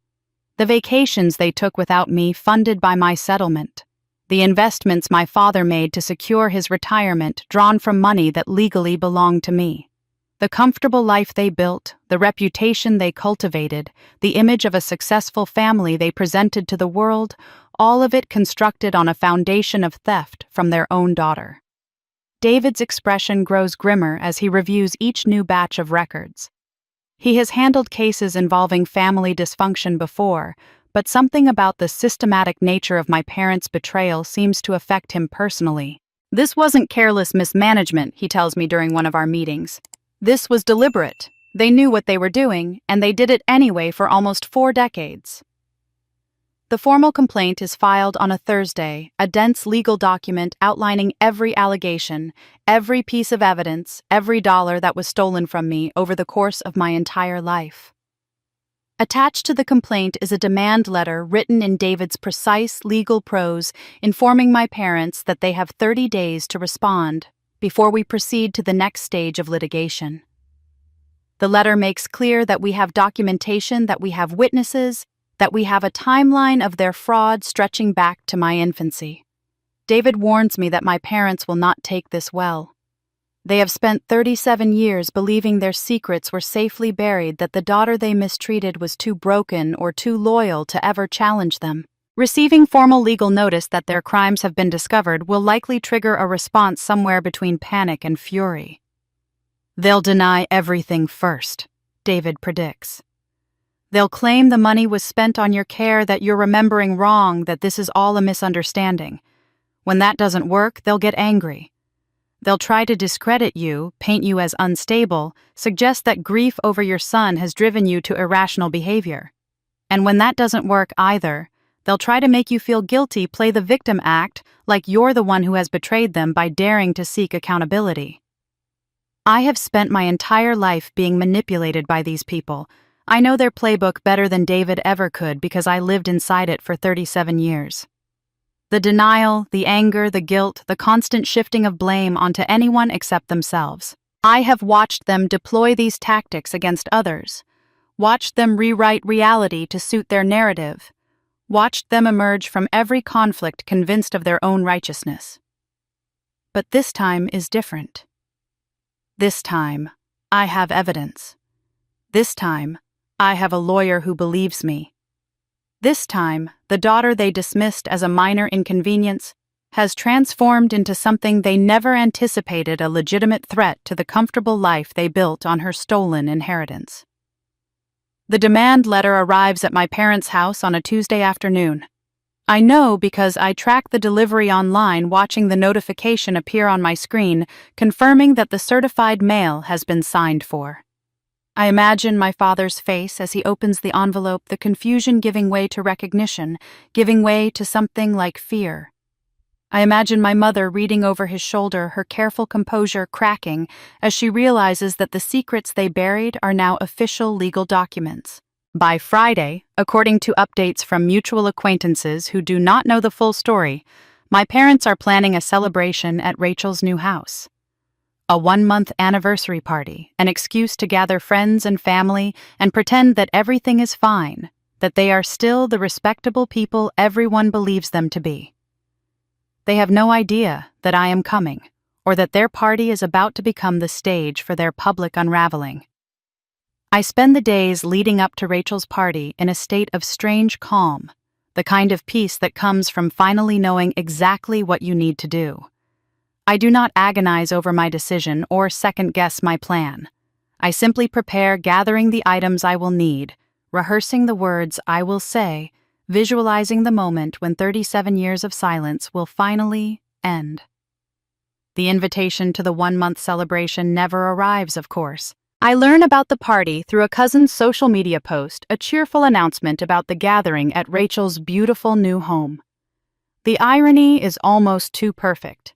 My parents are throwing another party, another celebration of my sister's achievements, another opportunity to perform the role of loving, supportive family. They are doing this 3 weeks after they skipped my son's funeral, 3 weeks after they called his death a minor event, 3 weeks after they chose champagne and appetizers over standing beside their daughter at her child's grave. This time, I will not be absent. This time, I will be the one who shows up uninvited. I choose my outfit carefully the night before. Nothing dramatic, nothing that suggests I am coming to cause a scene. A simple black dress, understated and appropriate, the kind of thing a woman might wear to any social gathering. I want to look calm and composed, not hysterical or vengeful. I want my words to carry weight, and that requires me to appear completely in control. In a small envelope, I place a copy of the phone records from the night Lucas died. The timestamps are highlighted in yellow. The 45-minute call to my father's attorney circled in red ink. I also bring a framed photograph of my son, the one from his kindergarten graduation, where he is grinning at the camera with his gap-toothed smile and his dinosaur backpack clutched proudly in his hands. These are the only weapons I need. I arrive at Rachel's house just as the party reaches its peak. Cars line both sides of the street, and through the large front windows, I can see guests mingling with wine glasses in hand, admiring the carefully staged interior. The house is beautiful. I have to admit, all clean lines and expensive finishes, the kind of home that makes a statement about the people who live there. The kind of home that was funded, at least in part, by money stolen from my settlement. I park down the block and walk up the driveway, my heels clicking against the pavement with each step. The front door is open, guests drifting in and out, and no one stops me as I enter. A few people glance my way with mild curiosity, probably assuming I am a neighbor or a colleague of Rachel's who arrived late. I move through the crowd slowly, noting the faces, the expensive catering, the flowers arranged on every surface. My parents spot me before I reach the living room. My father freezes mid-sentence, his glass of scotch suspended halfway to his lips, his expression shifting from confusion to alarm in the span of a heartbeat. My mother's smile becomes fixed and artificial, a mask of hospitality stretched over obvious panic. They exchange a glance that communicates entire conversations, trying to decide how to handle this unexpected intrusion without alerting their guests that something is wrong. I do not approach them. I simply nod in acknowledgement and find a place near the wall, watching, waiting for the right moment. It comes 20 minutes later when my mother taps her glass with a fork and asks for everyone's attention. The room falls quiet as she launches into a toast, her voice warm and practiced, delivering the kind of speech she has perfected over decades of social performance. I want to thank everyone for being here tonight to celebrate Rachel's beautiful new home. She begins gesturing around the room with the easy grace of someone who has given many such toasts. Family is everything to us. Through good times and difficult times, we have always supported each other, always been there for one another. Looking around this room at all the people who love Rachel and want to see her succeed, I am reminded of how blessed we are. The words land on me like blows, each one more outrageous than the last. Family is everything. We have always supported each other. We have always been there for one another. I think of the empty pews at Lucas's funeral. I think of the voicemail dismissing his death as a minor event. I think of the phone records showing my father's priorities while his grandson was dying on a highway. Something in me snaps quietly and completely. I walk toward the front of the room, my footsteps steady, my face composed. Guests part to let me through, sensing something in my demeanor that commands attention. My mother sees me approaching, and her toast falters, her smile flickering for just a moment before she forces it back into place. Actually, I say, my voice clear and calm, I would like to add something if that's all right. The room goes silent. My mother cannot refuse without making herself look petty, so she hands me the microphone with a tight smile that does not reach her eyes. My father takes a step forward as if to intervene, then stops himself, aware that every eye in the room is watching. I turn to face the assembled guests, holding the microphone loosely, taking my time. Thank you all for coming to celebrate my sister's new home. I begin, my voice steady. It really is beautiful, and I know how hard she worked to make it happen. I just wanted to take a moment to acknowledge something that happened 3 weeks ago. Something that I think puts tonight's celebration in an interesting context. I hold up the framed photograph of Lucas, letting the room see his bright smile, his innocent face. This is my son Lucas. He was 6 years old. 3 weeks ago I buried him. I stood at his grave alone because not a single member of my family attended his funeral. I pause, letting the words sink in, watching expressions shift from polite interest to confused discomfort. My parents were not there. My sister was not there. No aunts, no uncles, no cousins. They chose to miss his funeral because they were busy planning this party. I hear gasps, see guests exchanging alarmed glances. My mother opens her mouth to speak, but I continue before she can interrupt. I thought maybe there was an emergency, maybe something unavoidable kept them away. Then I found these. I place the envelope on the table and remove the phone records, holding them up so everyone can see. These are records from the night my son was in his accident. They show that my father received my call for help, spoke to me for 90 seconds, then hung up. And immediately after, he spent 45 minutes on the phone with his lawyer asking about liability protection while my child was dying. The silence in the room is absolute. No one moves. No one breathes. So when my mother talks about families supporting each other through difficult times, I want you all to know exactly what that support looks like.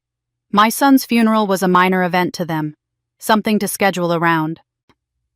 I place Lucas's photograph gently on the table beside the phone records. Thank you for teaching me what family really means, I say, looking directly at my parents. I will never forget it. Then I turn and walk out of the house into the cool night air, leaving behind a room full of shattered illusions and the sound of my mother's carefully constructed world crumbling to pieces. The night I leave Rachel's party, I drive home in silence, my hands steady on the wheel, my heart beating with a calmness I did not expect. There is no rush of triumph, no surge of vindication.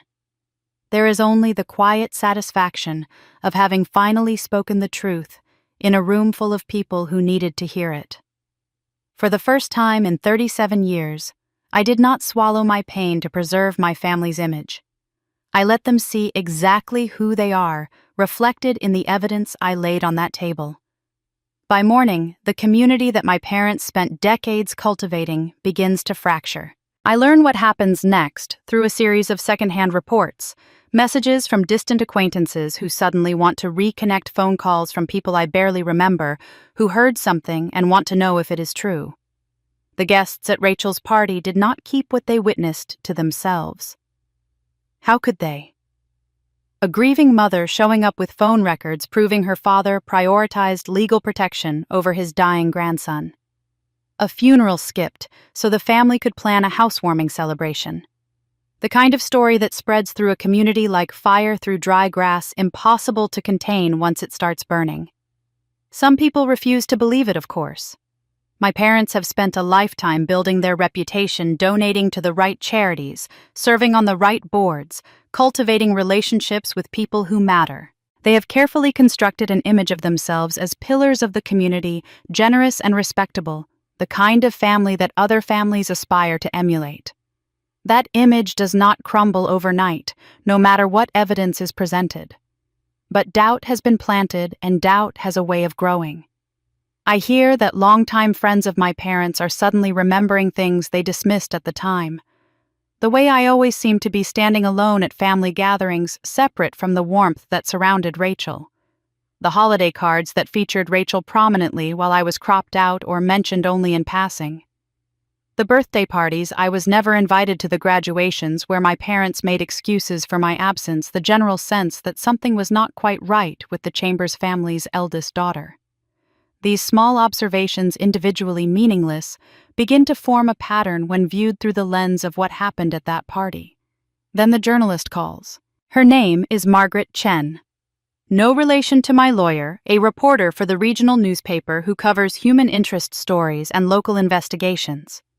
She received an anonymous tip about the confrontation at Rachel's party and has started asking questions.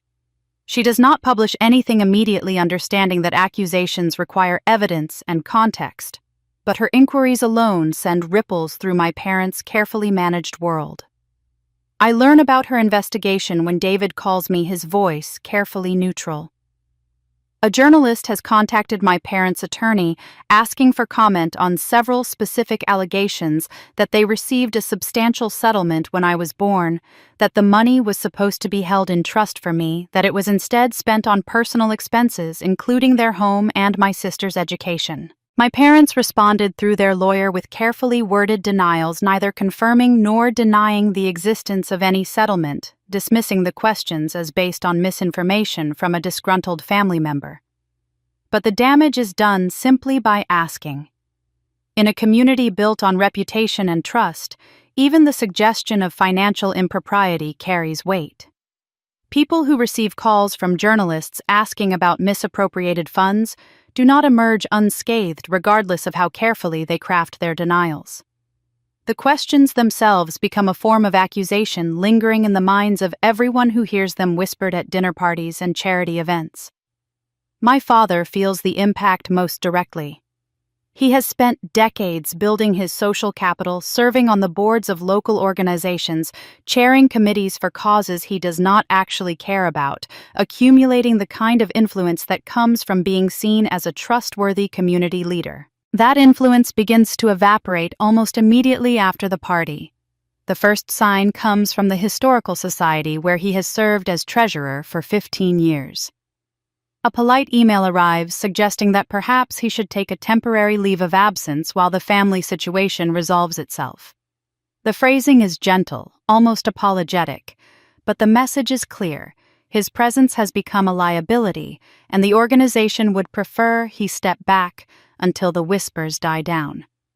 Similar requests follow from the charity board. He chairs the country club where he golfs every weekend, the business association that once celebrated him as Member of the Year. None of them accuse him directly. None of them reference the specific allegations circulating through the community. They simply suggest, with varying degrees of delicacy, that perhaps now is not the best time for him to be so publicly visible. For a man who built his entire identity on public visibility, the requests are devastating. I watch this unfold from a distance, tracking the developments through David's updates and the occasional message from acquaintances who seem unsure whose side they should be on. Part of me expected to feel triumphant, to experience some rush of satisfaction at seeing my father's carefully constructed world begin to crumble. Instead, I feel mostly numb. This is not revenge in the way stories usually portray it, not a moment of vindication where the wronged party finally gets to watch the villains suffer. It is simply the truth, doing what truth does when it finally emerges after being buried for decades. My mother handles the situation differently, retreating into a protective shell of denial and social maneuvering. She calls her closest friends the ones who have stood by her through various minor scandals over the years, and presents herself as the victim of a mentally unstable daughter who is lashing out due to grief.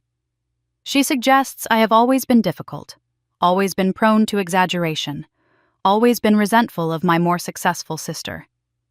She frames the confrontation at the party as evidence of my breakdown, rather than evidence of her betrayal. Some people believe her. The friends who have known her longest, who have invested decades in the relationship, who would have to admit they were fooled if they accepted my version of events.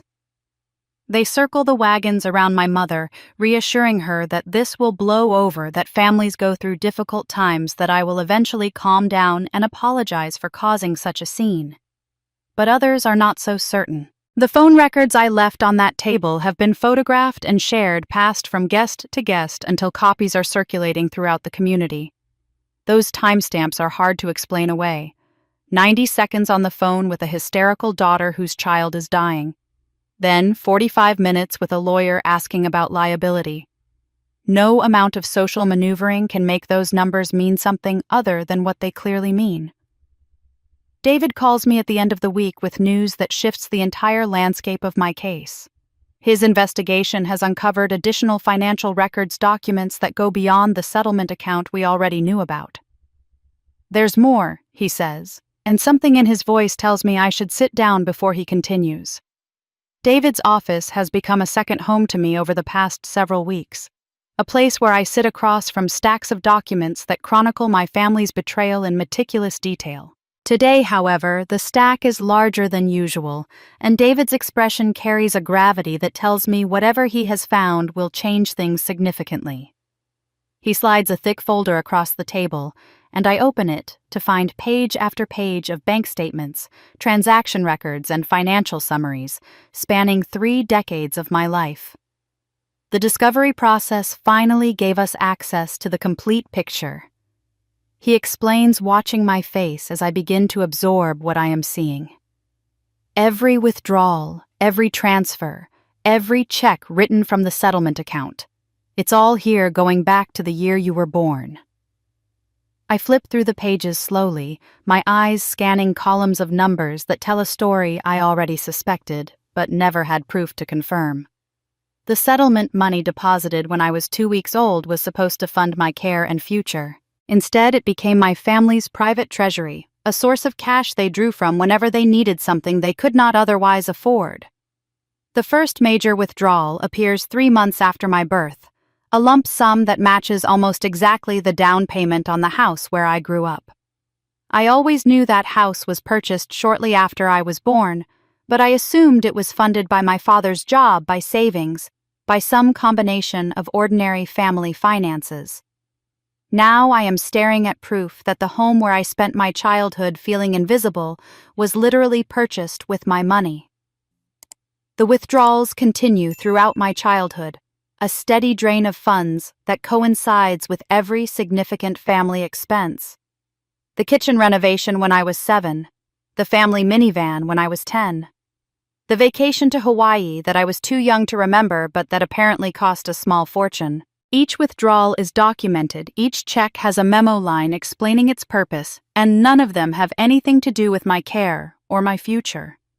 But it is the education expenses that break something inside me.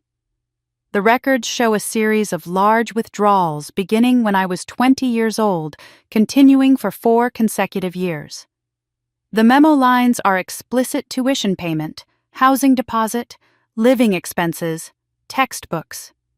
Each check is made out to the bursar's office of a prestigious private university, the same school where my sister Rachel earned her degree in business administration. I remember being 18, sitting at the kitchen table, nervously asking my parents if they could help with my community college tuition. The classes were not expensive, a few $1,000s per semester, but I was working a minimum wage job and struggling to make ends meet. My mother looked at me with an expression I interpreted as regret, but now recognize as something closer to contempt. "The family simply doesn't have the money," she said, her voice carrying the finality of a closed door. "You'll need to work your way through school like your father did. It builds character." I accepted that explanation without question. I worked double shifts at a grocery store, took classes when I could afford them, spent 6 years earning a degree that most people complete in 4. I lived in cramped apartments with roommates who came and went, ate cheap food that left me perpetually tired, watched my sister breeze through her expensive university while I scraped for every credit hour. The entire time there was money. My money. Enough to fund not just my education, but Rachel's as well, with plenty left over. And my parents chose to spend it all on my sister, while telling me there was nothing available. David has arranged for depositions with both of my parents, formal legal proceedings, where they will be required to answer questions under oath about the settlement and how it was spent. My mother's deposition is scheduled first, and I insist on being present, watching from across the table as she faces the documented evidence of what she has done.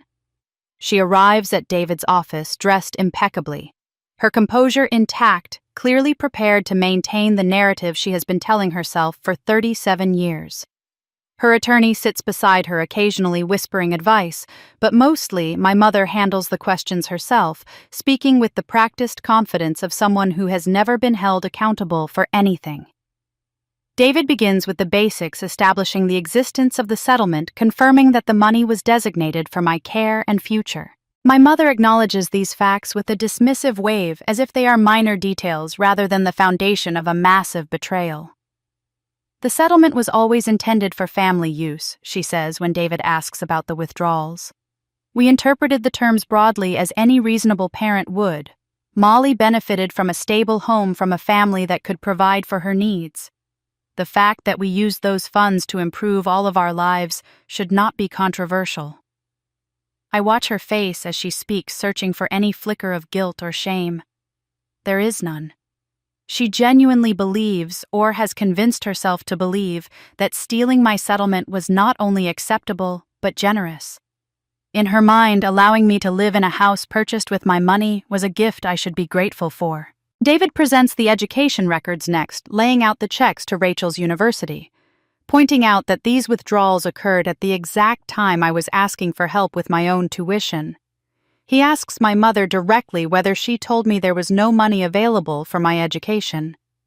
Molly was always self-sufficient. My mother responds without hesitation. She preferred to do things on her own. Rachel needed more support, so we provided it. That's what good parents do. They recognize the different needs of their children. The lie is so smooth, so completely divorced from reality, that I almost admire her commitment to it. I was self-sufficient because I had no other choice. I did things on my own because every request for help was denied.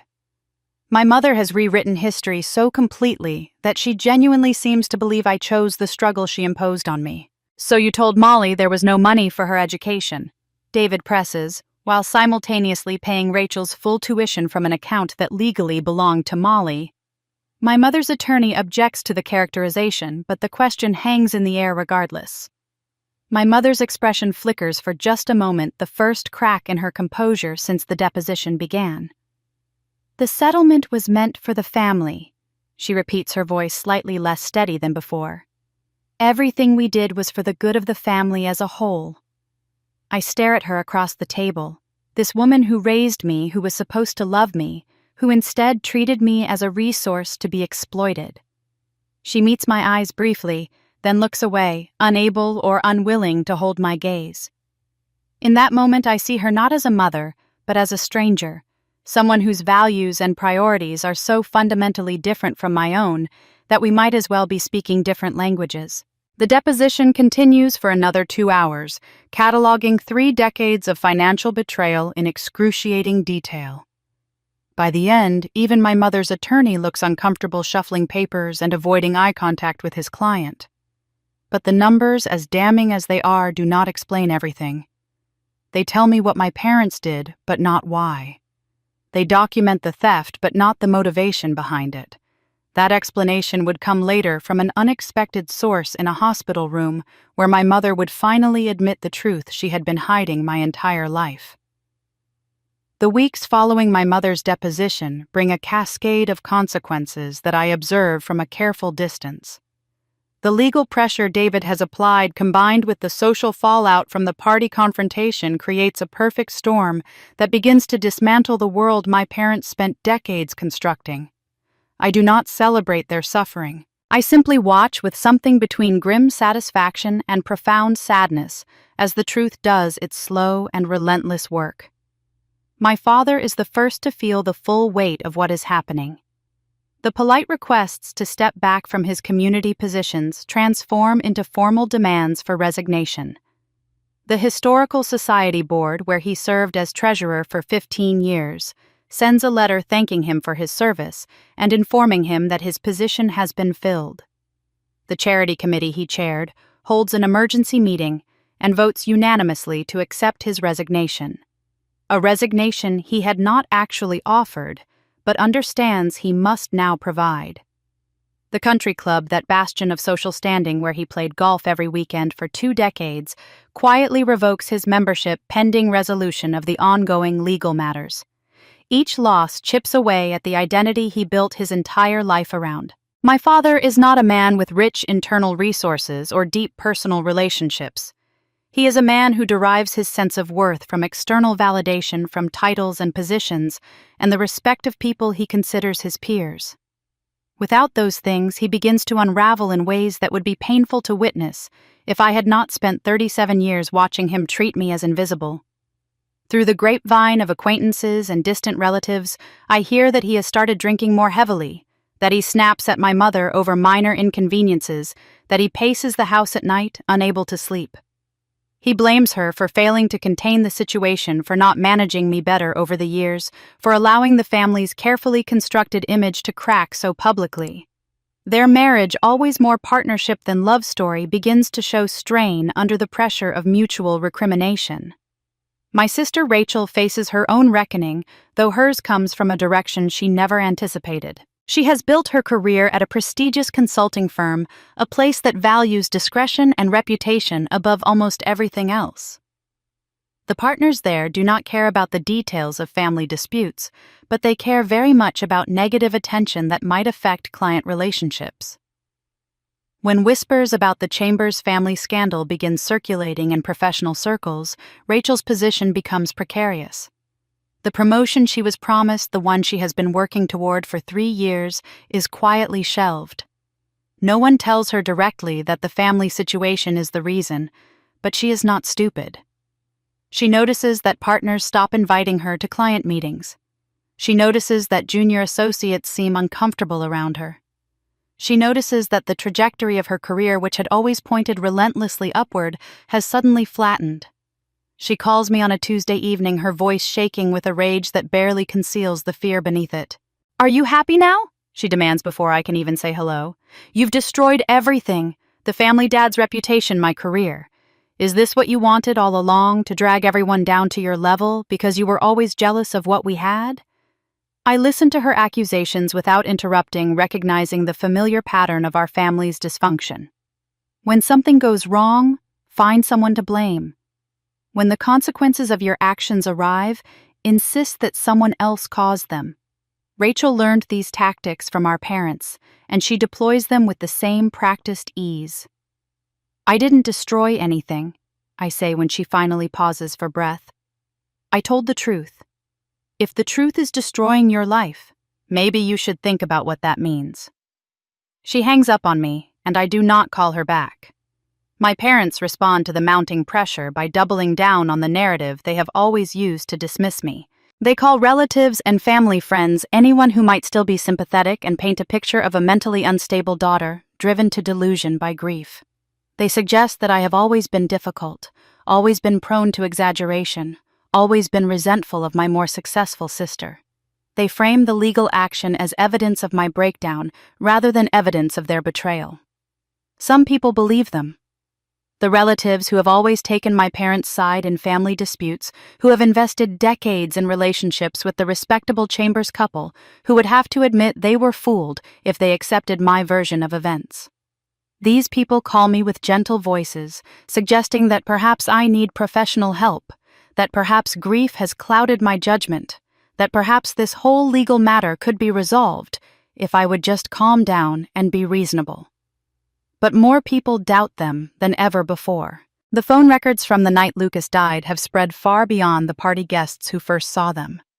The timestamps are concrete, irrefutable, impossible to explain away with stories about mental illness or grief-induced delusion. 90 seconds on the phone with a daughter whose child is dying. 45 minutes with a lawyer asking about liability. No amount of spin can make those numbers mean anything other than what they clearly mean. My parents' greatest skill has always been controlling how others perceive them. They are masters of image management, of presenting a polished surface that obscures the ugliness beneath. For 37 years, that skill allowed them to treat me as less than nothing while maintaining their reputation as loving, respectable members of the community. Now, for the first time, their control is slipping. People who once accepted their version of events without question are now asking uncomfortable questions. Friends who stood by them through minor controversies are now keeping their distance. The community that once celebrated them is now watching with the morbid fascination reserved for public falls from grace. My parents are discovering what I learned long ago, that reputation is a fragile thing easily shattered once the right cracks appear. I do not rejoice in their suffering. Whatever satisfaction I might have imagined feeling in this moment does not materialize. Instead, I feel mostly tired and sad and determined to see this through to whatever end awaits. They are still my parents despite everything. Watching them lose the only things they ever valued does not bring my son back. It does not restore the childhood I lost or heal the wounds they inflicted. It simply demonstrates that actions have consequences, even for people who spent their entire lives believing they were exempt. Then, on a quiet Thursday evening, my phone rings with a number I recognize but have not seen on my screen in years. My father is calling directly, not through lawyers or intermediaries, not through my mother's careful filtering. I consider letting it go to voicemail, letting him experience the silence he subjected me to for 37 years. Instead, I answer. His voice sounds older than I remember, rougher, stripped of the confident authority that once made me feel small and insignificant. He clears his throat twice before speaking, and when the words finally come, they are ones I never expected to hear. "We need to talk," he says. "Just you and me without lawyers. I think it's time I told you some things you deserve to know." I agree to meet my father, but on my terms. Not at the family home where the walls hold decades of painful memories. Not at a cafe where we might be interrupted by curious onlookers. David offers his conference room a neutral space with glass walls where my attorney can observe from outside without being present for the conversation itself. If my father wants to talk without lawyers, he can have that, but I will not be unprotected. He arrives 10 minutes early, which surprises me. Punctuality was always his domain, a way of asserting control, making others wait, while he demonstrated that his time was more valuable than theirs. Arriving early suggests uncertainty, a need to establish footing before the confrontation begins.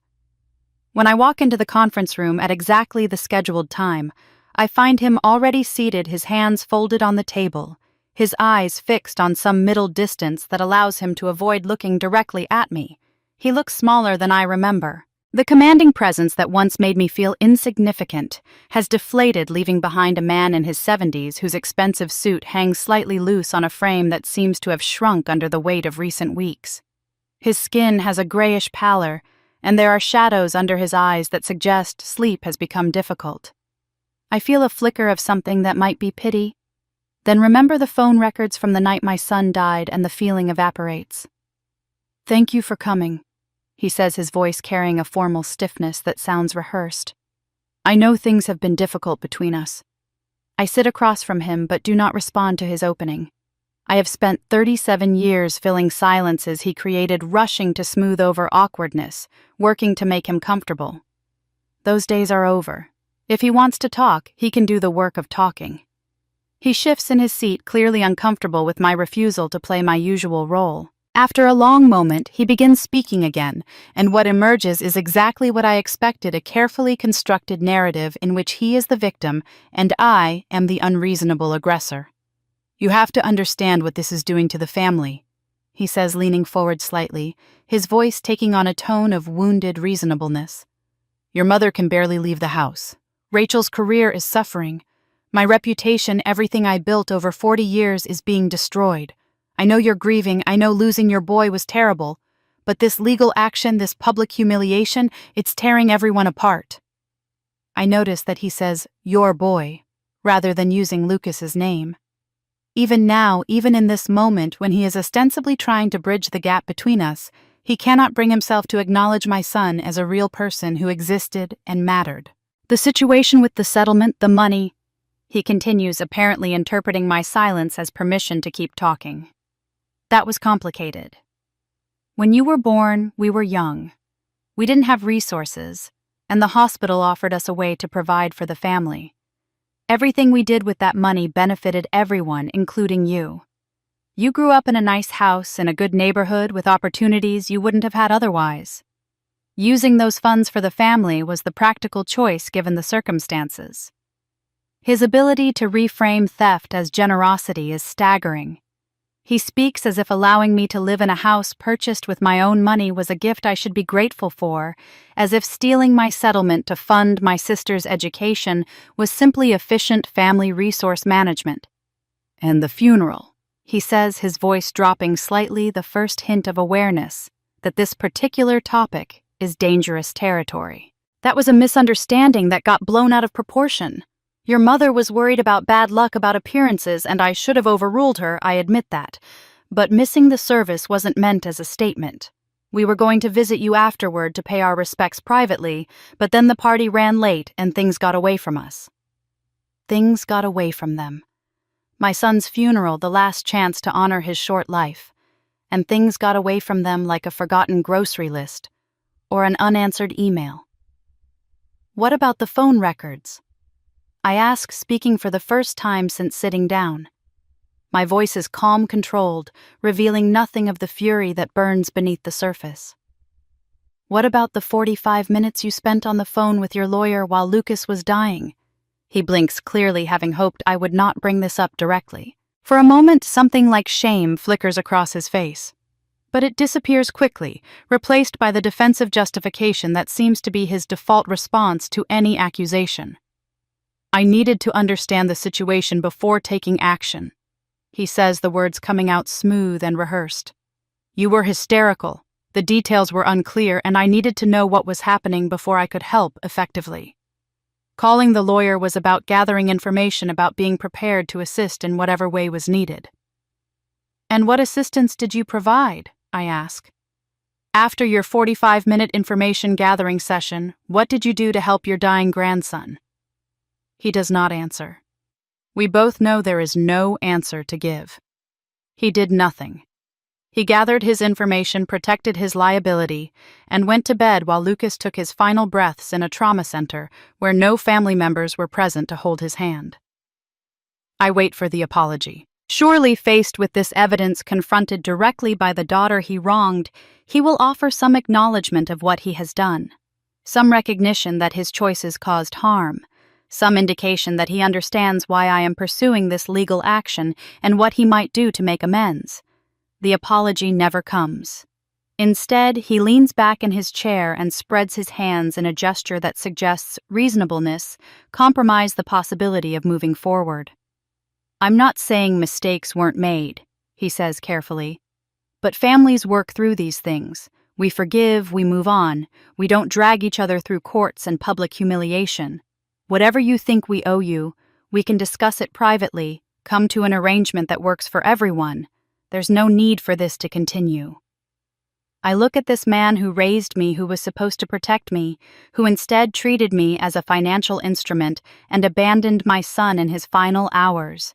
I search his face for any trace of genuine remorse, any flicker of understanding about the magnitude of what he has done. I find nothing but the same self-serving calculations that have driven every decision he has ever made. I spent 37 years trying to earn your love. I say, my voice steady and quiet. I twisted myself into knots, trying to be good enough, quiet enough, undemanding enough to deserve a place in this family. I stopped trying the day you didn't come to Lucas's funeral.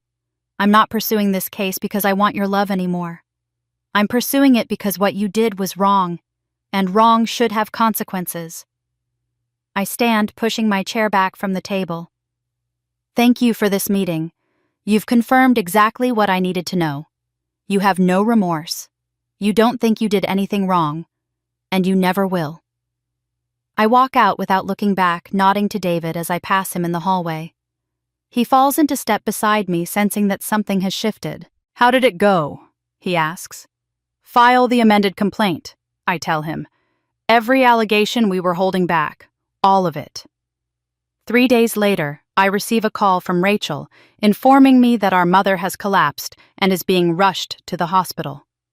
Her voice carries the expectation that I will drop everything, that I will rush to the family's side, the way I always have, that I will once again put their needs ahead of my own.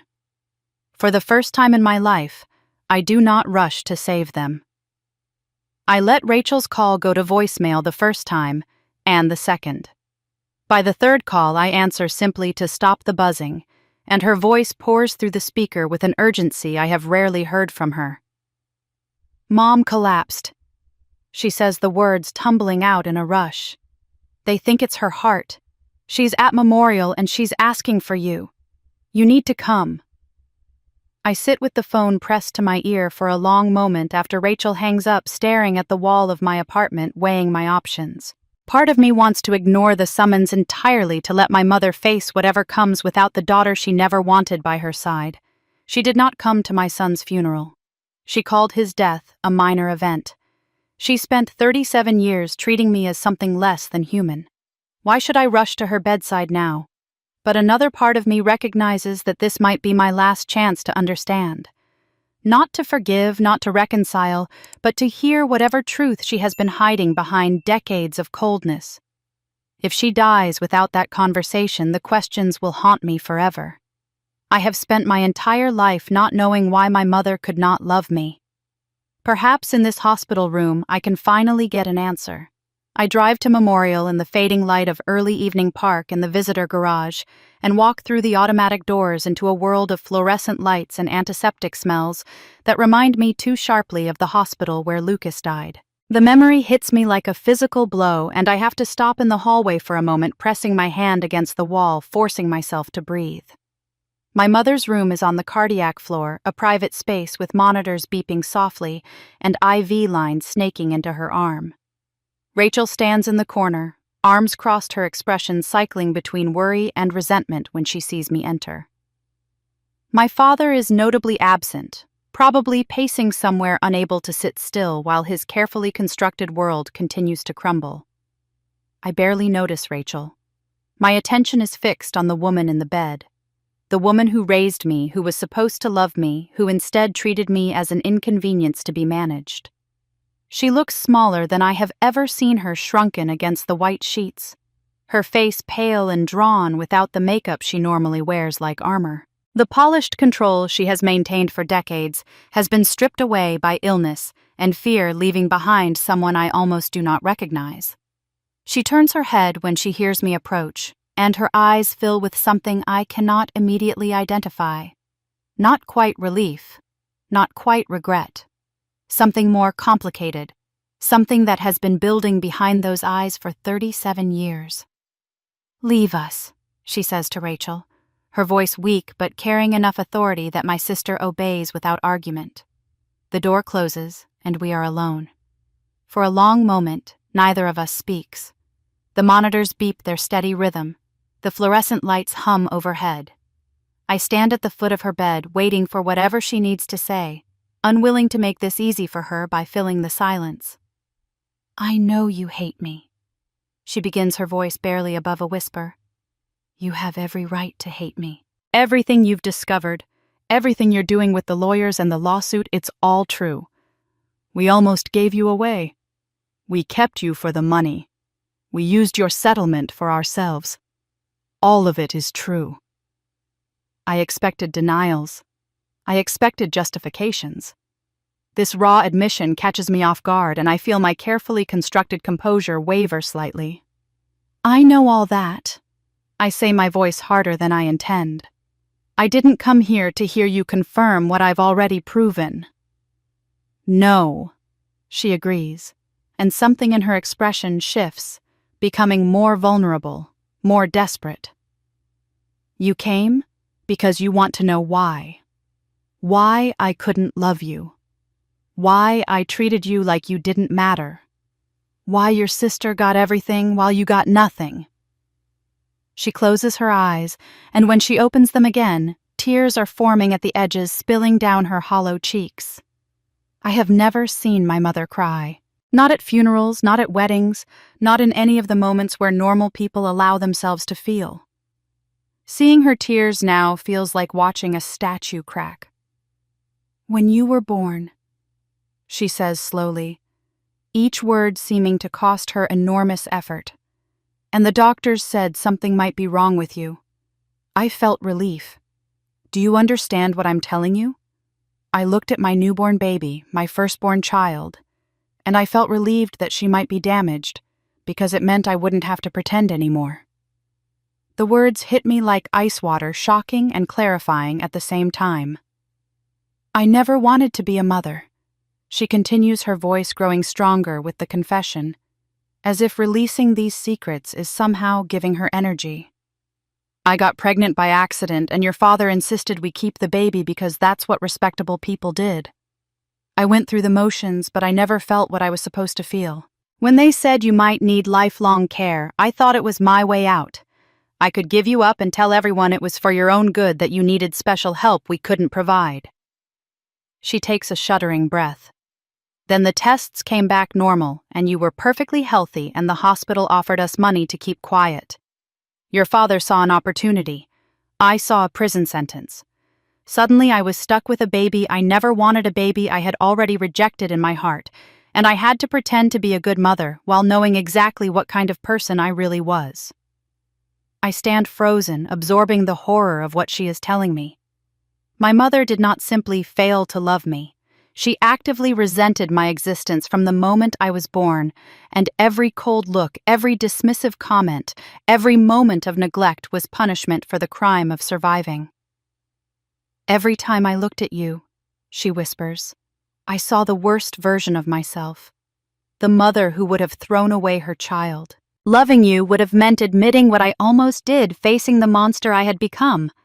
It was easier to keep you at a distance, to tell myself you didn't really need what other children needed, to pretend that treating you coldly was somehow protecting both of us. And Rachel, I ask, my voice strange and distant in my own ears. Why could you love her? Because she came later, after I had buried the truth so deep I could almost forget it existed. By the time Rachel was born, I had rewritten my own history. I convinced myself that you were simply a difficult child, that the distance between us was your fault, not mine. Rachel was my second chance, my proof that I could be a good mother after all. I loved her because loving her let me pretend I had never been the kind of person who would abandon her firstborn. The tears are flowing freely now, and her voice breaks on the final words. I know it's not your fault. It was never your fault. The fault was always mine. I was too weak to face what I had become, so I punished you for being born. I punished you for 37 years, and now I'm dying and I can't undo any of it. I do not know what I feel. The explanation she has offered does not excuse anything, does not erase decades of damage, does not bring back the childhood I lost or the mother I deserved. But it does provide understanding, a framework for comprehending the incomprehensible cruelty that shaped my entire life. Before I can respond, she reaches toward the small table beside her bed, fumbling with trembling fingers until she finds what she is looking for. A key, small and silver, attached to a worn leather tag. Take this, she says, pressing it into my palm. There's a safe deposit box at First National, one your father doesn't know about. I've kept things over the years, documents, records, things I thought might matter someday. Everything you need to end this is in that box.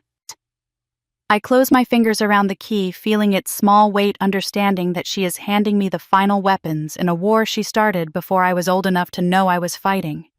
The key feels heavier in my pocket than its small size should allow, weighted down by decades of secrets and the magnitude of what it might unlock.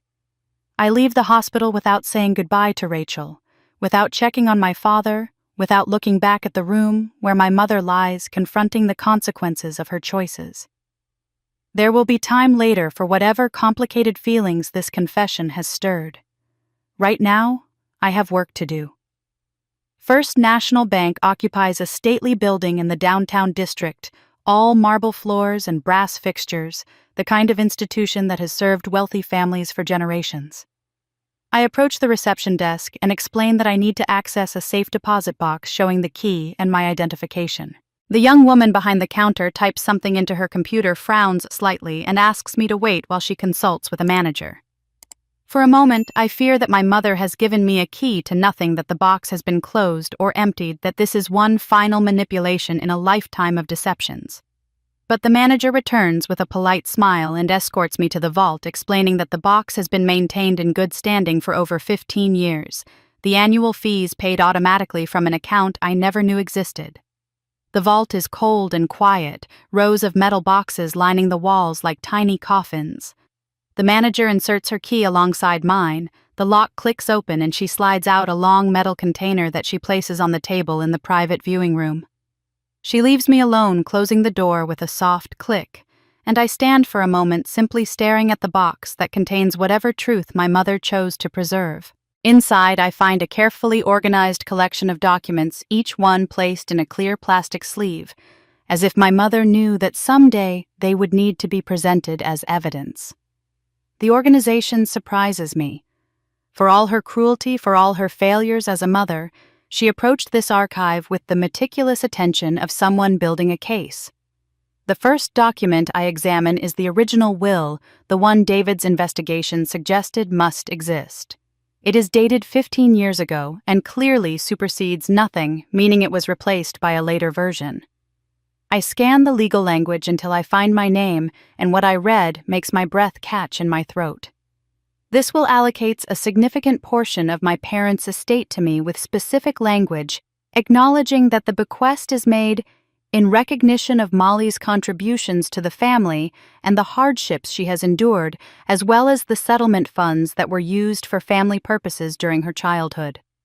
They knew. 15 years ago, in a moment of what might have been guilt or legal caution, my parents created a document explicitly acknowledging that they had used my settlement for themselves and that I was owed compensation. They put it in writing, signed it before witnesses, and made it legally binding. Then at some point they decided to erase that acknowledgement entirely. The next document explains when and why. It is a handwritten note in my father's precise script, clipped to a copy of the revised will. The note is dated 7 years ago, exactly 1 week after I called my parents to announce my pregnancy. The words are brief and devastating. Update estate plan immediately. M's child should not have claim to family assets. Illegitimate. Consult attorney, recomplete disinheritance and documentation of prior support to justify exclusion. I read the note 3 times, each time feeling the cruelty sink deeper into my understanding. My parents did not simply fail to welcome my son. They did not merely disapprove of my choice to raise him alone. They took immediate, calculated legal action to ensure that Lucas would never inherit anything from the family he was born into. They labeled him illegitimate before he even had a heartbeat. They consulted lawyers about how to justify excluding us both, while I was still imagining the grandparent relationships that would never exist. Their absence at his funeral was not a sudden decision made in the moment. It was the final act in a plan that began 7 years earlier when they learned he would exist, and immediately moved to protect their assets from his potential claims. The box contains more documents, each one adding detail to the picture of premeditated betrayal.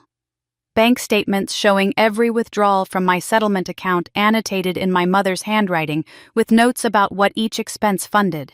A letter my father drafted but apparently never sent addressed to an attorney asking if there was any legal mechanism to establish distance from me before I turned 18, thereby potentially limiting any future claims I might make against them. A copy of the confidentiality agreement from the hospital settlement with certain clauses highlighted and the word leverage written in the margin. My mother did not preserve these documents out of guilt or some belated desire for justice.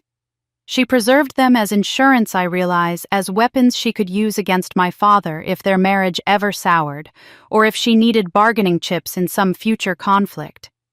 The fact that she has now given them to me suggests that something in her has broken, that the hospital room confession was genuine, that she has decided to let the truth emerge regardless of the consequences for the man she married. I gather everything, carefully replacing each document in its plastic sleeve, and carry the box to David's office without stopping at home.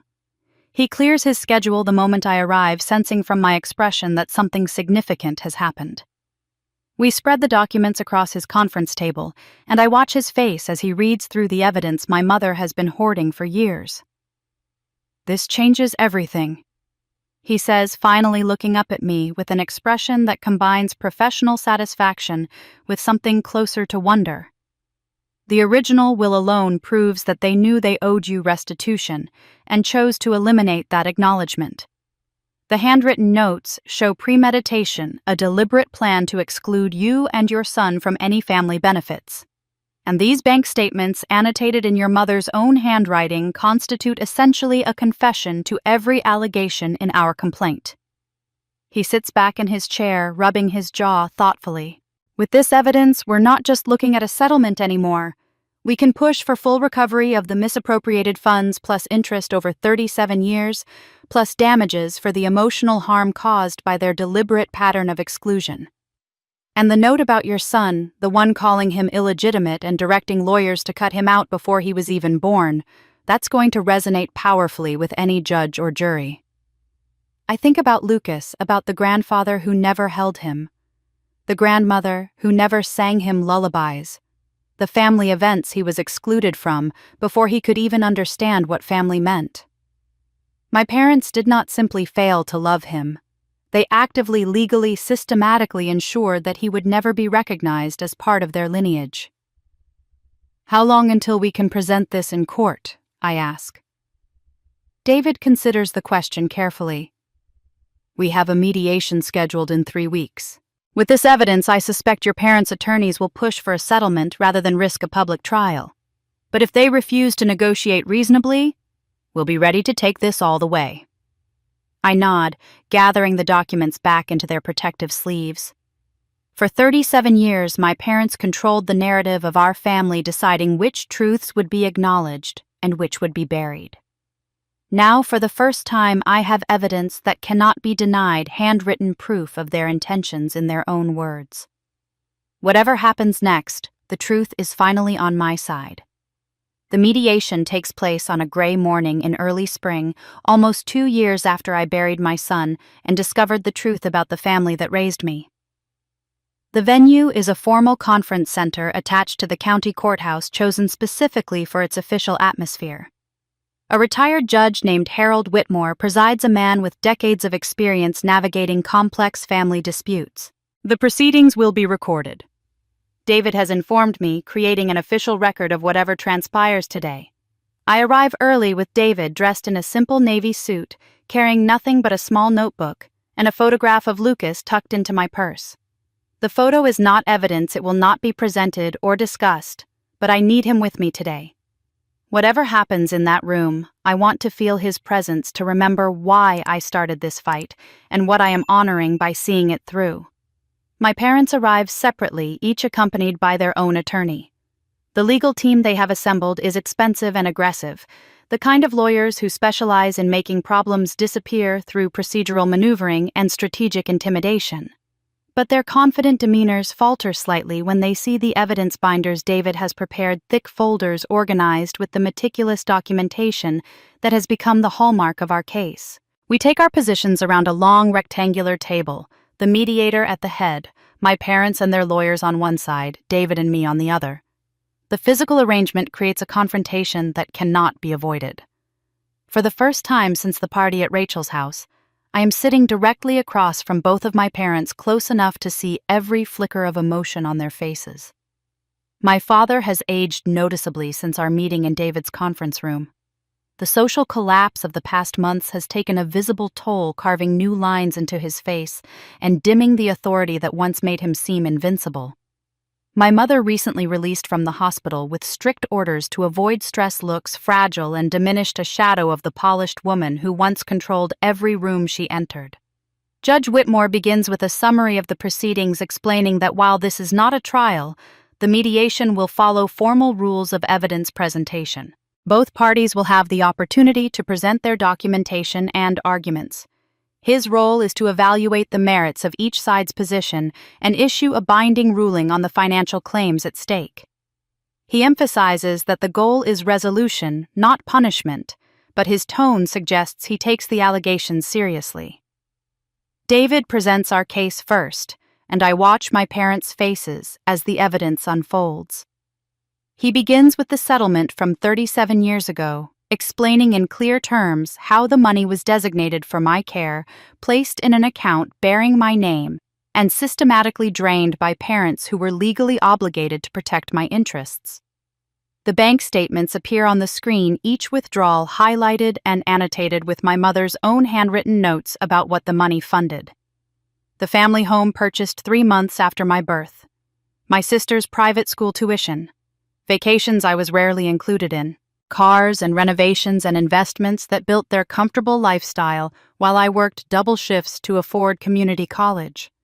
Every dollar traced, every expense documented, every lie about the family having no money exposed in meticulous detail. My father's face grows pale as the presentation continues. His attorneys interject occasionally, attempting to minimize or explain, arguing that the settlement was intended for family use, that I benefited from a stable home environment, that my parents acted in good faith within their understanding of the terms. But their arguments sound hollow against the weight of documentation, especially when David presents the original will. The moment that document appears on the screen, something shifts in the room. Here is proof in my parents' own words that they once acknowledged owing me restitution. Here is evidence that they understood the settlement money was mine, and that I deserved compensation for how it was used. And here is the revised version created 1 week after I announced my pregnancy, erasing that acknowledgement entirely. David reads my father's handwritten note aloud, letting each word hang in the air. Update estate plan immediately. M's child should not have claim to family assets. Illegitimate. The mediator's expression tightens almost imperceptibly. My mother stares at the table, unable to meet anyone's eyes. My father's attorneys fall silent, apparently recognizing that no procedural argument can explain away a grandfather's decision to legally reject his grandchild before the child was even born. The phone records come next, the evidence I have carried like a wound since discovering them. 90 seconds on the phone with his hysterical daughter while her son was dying. 45 minutes with an attorney discussing liability. No return calls, no visits to the hospital, no acknowledgement that a child's life was ending while he protected his assets. David presents the documentation without editorializing, letting the timestamps speak for themselves.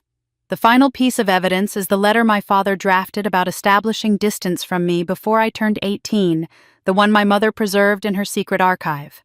The language is clinical and calculated, discussing me not as a daughter, but as a potential liability to be managed. My father's attorneys do not attempt to explain this document. There is no explanation that does not confirm exactly what we have alleged, that I was never seen as a family member, to be loved only as a problem to be contained. When David finishes his presentation, the room falls silent. Judge Whitmore reviews his notes for what feels like an eternity, occasionally glancing at specific documents, his expression revealing nothing. My parents' attorneys confer in whispered tones, clearly weighing whether any defense is worth attempting. The ruling, when it comes, is delivered in measured tones that carry the weight of judicial authority. The mediator finds in my favor on the core financial claims. My parents are ordered to pay full restitution for the misappropriated settlement funds, calculated with compound interest over 37 years. Additional damages are awarded for breach of fiduciary duty, reflecting the profound violation of trust that occurred when they used money designated for my welfare to fund their own comfort. The total amount is substantial enough that my parents visibly react when it is announced. Their attorneys immediately begin discussing payment structures and asset liquidation, and I understand what this means. The family home the house built with my stolen settlement will have to be sold to satisfy the judgment. Judge Whitmore adds something to the record before concluding the proceedings. He notes that the evidence presented suggests a pattern of deliberate financial and emotional abuse spanning multiple decades, and that while the mediation addresses only the monetary claims, the documentation paints a troubling picture of a family that systematically exploited their eldest daughter while lavishing resources on her younger sister.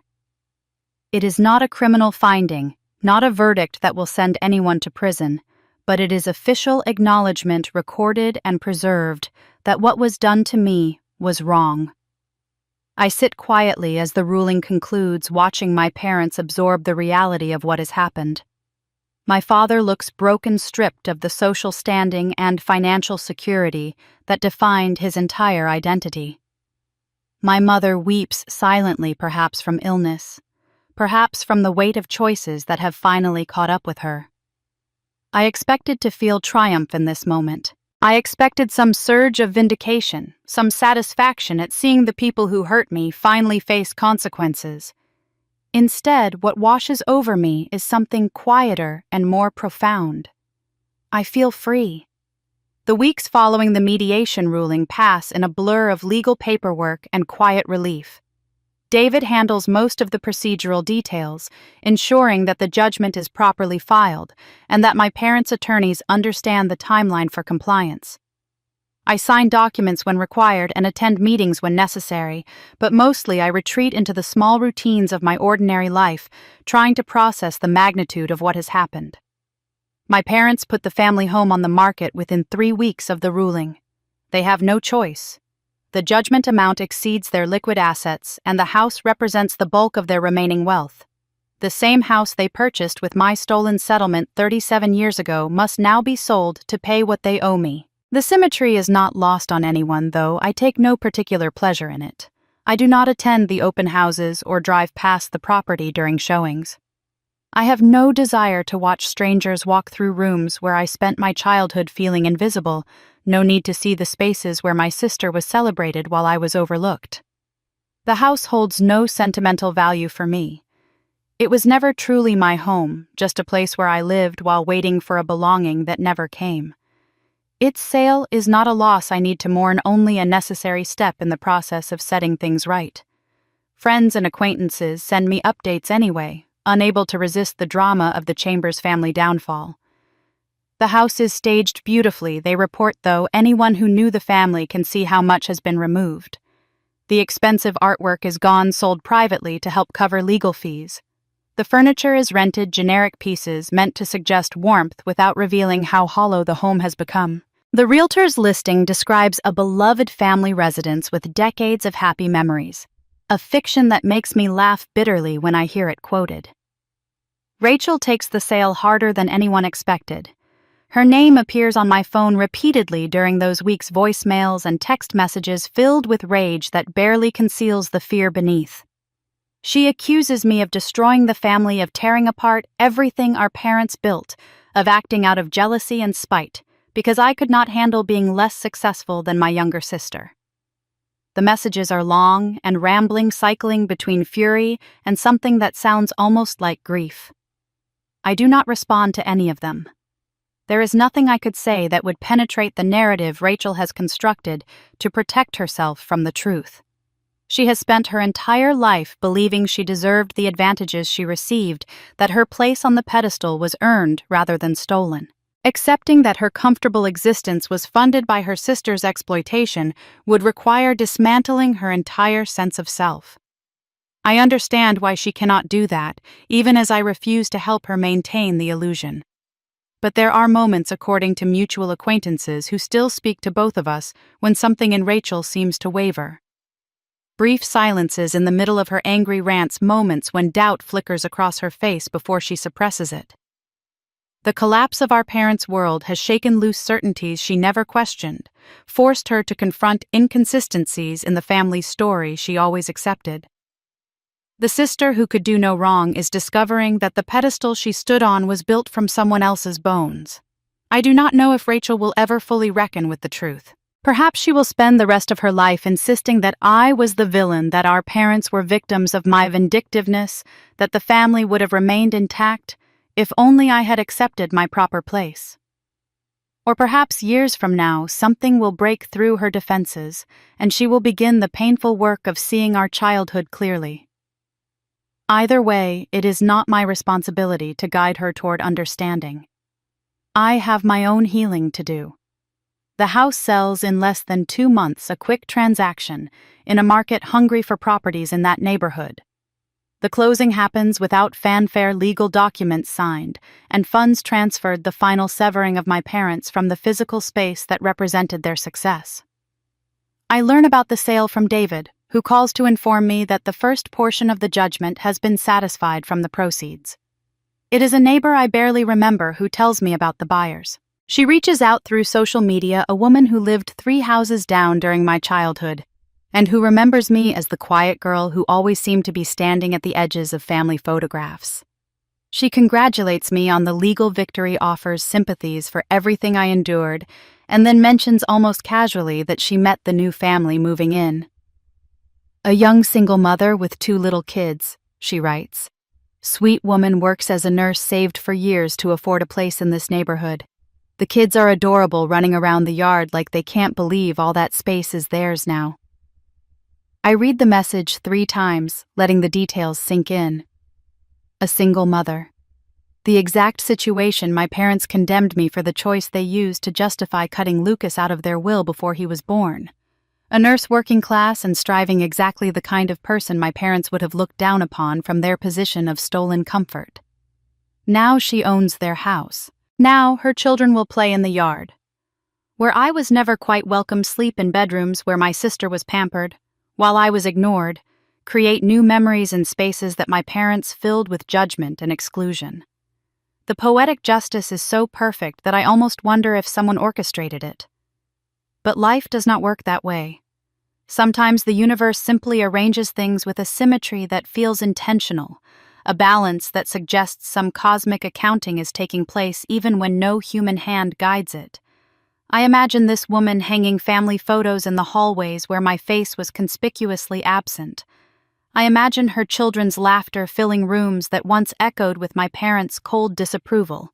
I imagine holiday dinners in the kitchen where I was always an afterthought, now transformed into celebrations where every family member is valued and included. The house that was built on my exploitation will become a home where a different kind of family thrives. I sit with this knowledge for a long time, feeling something settle inside me that has been unsettled for as long as I can remember. The legal battle is essentially over. The financial restitution has begun. My parents' reputation lies in ruins. Their family home belongs to strangers. Their carefully constructed world has collapsed around them. Everything I set out to accomplish has been achieved. But as the days pass and the immediate drama fades, I begin to understand that winning the external battle was only the first step. The judgment acknowledged what was done to me. The money will compensate for what was stolen. The public exposure ensured that the truth is known. None of these victories, however, can heal the wounds that 37 years of rejection carved into my soul. In the quiet of my small apartment, surrounded by Lucas's photographs and the modest life I have built without my family's help, I realize that the real work ahead has nothing to do with my parents anymore. It is about learning to live without the weight of their rejection, about discovering who I am when I am not defined by their refusal to love me. The first morning after the final legal papers are signed, I wake up and realize I have nothing to fight. The sensation is disorienting, like stepping off a treadmill that has been running at full speed for 2 years and suddenly finding myself standing still. For so long, my days were structured around the case, gathering evidence, meeting with David, preparing for depositions, strategizing next steps. Every waking hour had purpose, direction, the clarity that comes from knowing exactly what you need to do and why you need to do it. Now there is only silence, and in that silence, something I have been avoiding finally catches up with me. Lucas. His name rises in my mind with a force that takes my breath away. I have thought about him constantly during these 2 years, of course. He was the reason I fought the wound that gave me the strength to stand up to my family. But I realize now that I was thinking about him as a symbol, as the injustice that justified my actions, not as the real child who once sat at my kitchen table eating cereal and asking impossible questions about dinosaurs. The grief I suppressed while fighting floods back without warning. I find myself standing in the middle of my apartment, unable to move, tears streaming down my face for reasons I cannot fully articulate. It is not just sadness, though sadness is part of it. It is the recognition that I have spent 2 years using anger as armor, protecting myself from the full weight of what I lost, by focusing on the people who wronged me. Now the armor is gone, and I am left with nothing but the unbearable absence of my son. The support group meets on Thursday evenings in the basement of a community center across town. I find the information online, read the description 3 times, close the browser, and then return to it the next day. Parents who have lost children. A safe space to share and grieve. No judgment, no advice, just presence. The words feel both terrifying and necessary. I attend my first meeting without speaking, sitting in a folding chair at the edge of the circle, listening to others describe losses I recognize even though the details are different. A father whose teenage daughter died in a swimming accident. A mother whose infant son succumbed to a heart defect. A couple whose adult child overdosed after years of struggle with addiction. Their grief is raw and real, uncomplicated by the family drama that has consumed my story. They loved their children fully and lost them anyway, and their pain is pure in a way mine has never been allowed to be. For several weeks, I remain silent. I tell myself I am not ready to share, that my situation is too complicated, that these people would not understand a woman whose son died while her family was planning a housewarming party. But the truth is simpler and harder. I have spent so long telling the story of what my family did that I have almost forgotten how to tell the story of who my son was. The breakthrough comes on a rainy Thursday when a woman named Margaret, whose daughter died of leukemia, says something that cracks open something inside me. She talks about how she sometimes feels guilty for smiling, for enjoying anything, because it seems like a betrayal of her child's memory. Like if I'm happy, I'm forgetting her, she says, her voice thick with tears. Like grief is the only way to hold on to her. I recognize that feeling so deeply that I finally speak. My son's name was Lucas, I say, and the words come out rough and hesitant, unused after so long. He was 6. He loved dinosaurs, especially the ones with long necks. He called them long-neckosauruses because he couldn't say Brachiosaurus. I pause, feeling the tears start, but not fighting them. He had this laugh that came from somewhere deep in his belly, and when he laughed, you couldn't help laughing too. He was the best thing that ever happened to me. The group receives my words with gentle nods and soft murmurs of understanding. They do not ask about the circumstances of his death, do not probe for details about the family conflict that followed. They simply hold space for my grief, treating Lucas as what he was, a child who was loved and lost, whose absence leaves a permanent hole in the world. In the weeks that follow, I begin to rebuild my life around something other than fighting. The process is slow and often painful, requiring me to confront parts of myself that I have been avoiding. I have spent so long defining my identity through my family's rejection that I barely know who I am without that narrative. The wrong daughter, the overlooked sister, the woman who finally fought back and won. These roles gave me structure, purpose, a story to tell. Without them, I am just Molly, 39 years old, alone in an apartment trying to figure out what comes next. Small changes emerge gradually, almost without my noticing. I buy plants for my balcony, herbs and flowers that require daily attention, something living that depends on me for care. I create a small ritual for Lucas, lighting a candle on the 15th of each month, the date of his birthday, and spending an hour looking through photographs and remembering specific moments. I allow myself to smile at the memories without immediately drowning in pain, to feel joy and grief simultaneously, rather than letting one cancel out the other. I start cooking again real meals rather than the frozen dinners I subsisted on during the legal battle.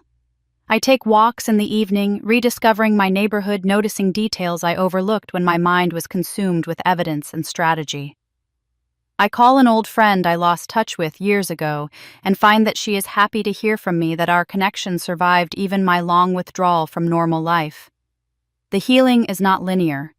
There are still days when the grief overwhelms me, when I cannot get out of bed, when the absence of Lucas and the weight of everything my family did crushes me into immobility. But those days become less frequent, and the good days become more sustainable. I begin to imagine a future that is not defined by what was done to me, a life that contains my losses without being consumed by them. I am sitting on my balcony one evening, watering the herbs I have somehow managed to keep alive, when my phone rings with a number I have not seen in months. Eleanor. Her voice sounds older than I remember, more fragile, but there is an urgency beneath the frailty that tells me this is not a casual call. "Molly," she says, "there's something I never told you. I thought it would only cause more pain, but now I think you need to hear it. Can we meet?" Eleanor's home is a small craftsman house in a quiet neighborhood 2 hours from the city, the kind of place where children learn to ride bicycles on tree-lined streets, and neighbors know each other by name. I park in front and sit in my car for a moment, taking in the details. The well-tended garden, the wind chimes on the porch, the faded welcome mat that suggests years of family members coming and going. It is a home in the truest sense, a place where life has been lived fully, and love has been given freely. She meets me at the door, moving more slowly than when we first met in that cafe years ago. Her silver hair is thinner now, her frame more fragile, but her eyes still hold the same mix of warmth and lingering guilt that I remember. She takes my hands in hers and squeezes gently, then leads me inside. The living room stops me in my tracks. Every surface holds photographs, decades of family history displayed in mismatched frames. Children at various ages, gap-toothed smiles and awkward teenage phases, and proud graduation portraits. Wedding photos showing Eleanor younger and radiant, surrounded by what must be siblings and parents. More recent images of grandchildren, babies held in loving arms. Toddlers taking first steps, teenagers rolling their eyes at the camera with affectionate exasperation. This is what family is supposed to look like. This is the warmth I was denied. "My children know about you," Eleanor says, watching my face as I take in the photographs. "I told them everything years ago, what I witnessed, what I should have done, the guilt I carried. They've been asking when they might meet you." She pauses, uncertain. "If you're ever ready for that, of course. There's no pressure." I nod, not trusting my voice to speak. The idea that strangers might want to know me, might have followed my story with compassion rather than judgment, feels foreign and tender. I have spent so long being the unwanted daughter that the possibility of being welcomed somewhere feels almost dangerous to believe. Eleanor guides me to a comfortable chair and brings tea without asking if I want any. We settle into the quiet intimacy of two people who share a complicated history, and for a while we simply sit, letting the silence speak what words cannot fully express. "I should have told you sooner," she says finally, her voice carrying the weight of old regret. "When I first reached out, I held things back. I was afraid of causing more pain, afraid you might blame me for not speaking up decades earlier. But I've learned that secrets have a way of causing more damage than truths, no matter how difficult those truths might be." "What didn't you tell me?" I ask, though part of me wonders if I can absorb any more revelations. Eleanor shakes her head. "Nothing about your parents that you don't already know. What I held back was about me, about how much I followed your life over the years, how often I thought about reaching out, how many times I almost contacted you and then lost my nerve. She rises slowly and retrieves something from a cabinet in the corner, a leather-bound album that she handles with obvious care. When she places it in my lap, I see my own name embossed on the cover in simple gold letters. "Open it," she says softly. Inside, I find photographs of myself at various ages, images I recognize from social media, and others I cannot place. There are printouts of news articles, small local stories about achievements I had forgotten, a community service award from work, a mention in a neighborhood newsletter about organizing a charity drive. There are even photographs of Lucas, pictures I posted online when he was alive, preserved here by a woman who was watching from the shadows, with a guilt that had nowhere else to go. "I couldn't be there for you then," Eleanor says, and I hear tears in her voice, though I cannot look up from the album. "I was too weak, too afraid, too convinced that staying silent was the safest path. But I want you to know that you were never forgotten. Not a single day passed when I didn't think about the baby in that nursery, the little girl I failed, the woman you became despite everything." I turn the pages slowly, watching my life unfold through the eyes of a stranger who cared more than my own parents ever did. The birthdays and milestones and ordinary moments, all collected and preserved by someone who felt responsible for the trajectory of my existence. It is a strange kind of love, this archive of attention, incomplete and imperfect, but more genuine than anything I received from the people who were supposed to love me most. I can't forgive what happened, I tell her honestly, closing the album and meeting her eyes. Not completely. Too many years were lost, too much damage was done. But I can acknowledge that you eventually chose truth over silence. That's more than my parents ever managed. Eleanor nods, accepting this partial absolution with the grace of someone who knows she does not deserve more. "I don't expect forgiveness," she says.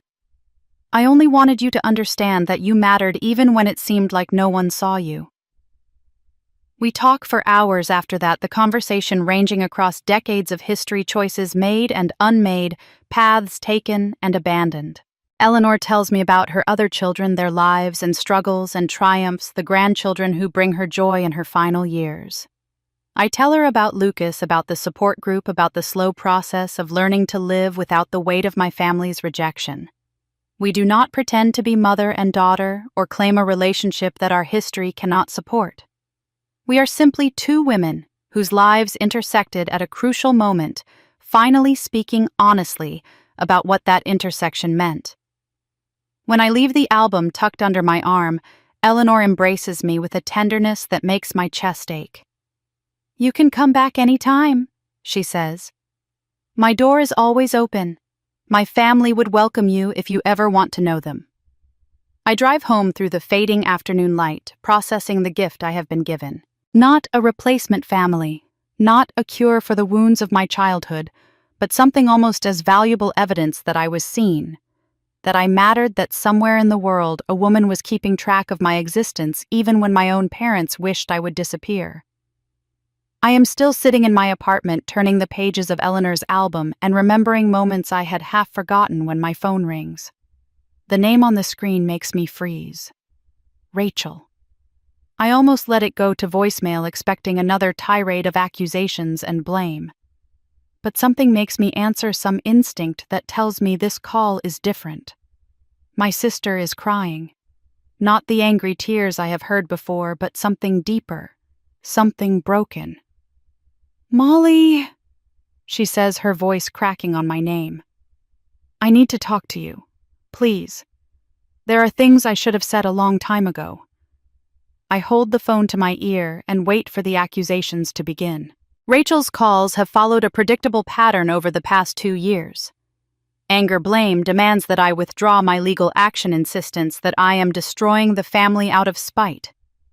I have learned to let her words wash over me without engaging, to wait until she exhausts herself and hangs up.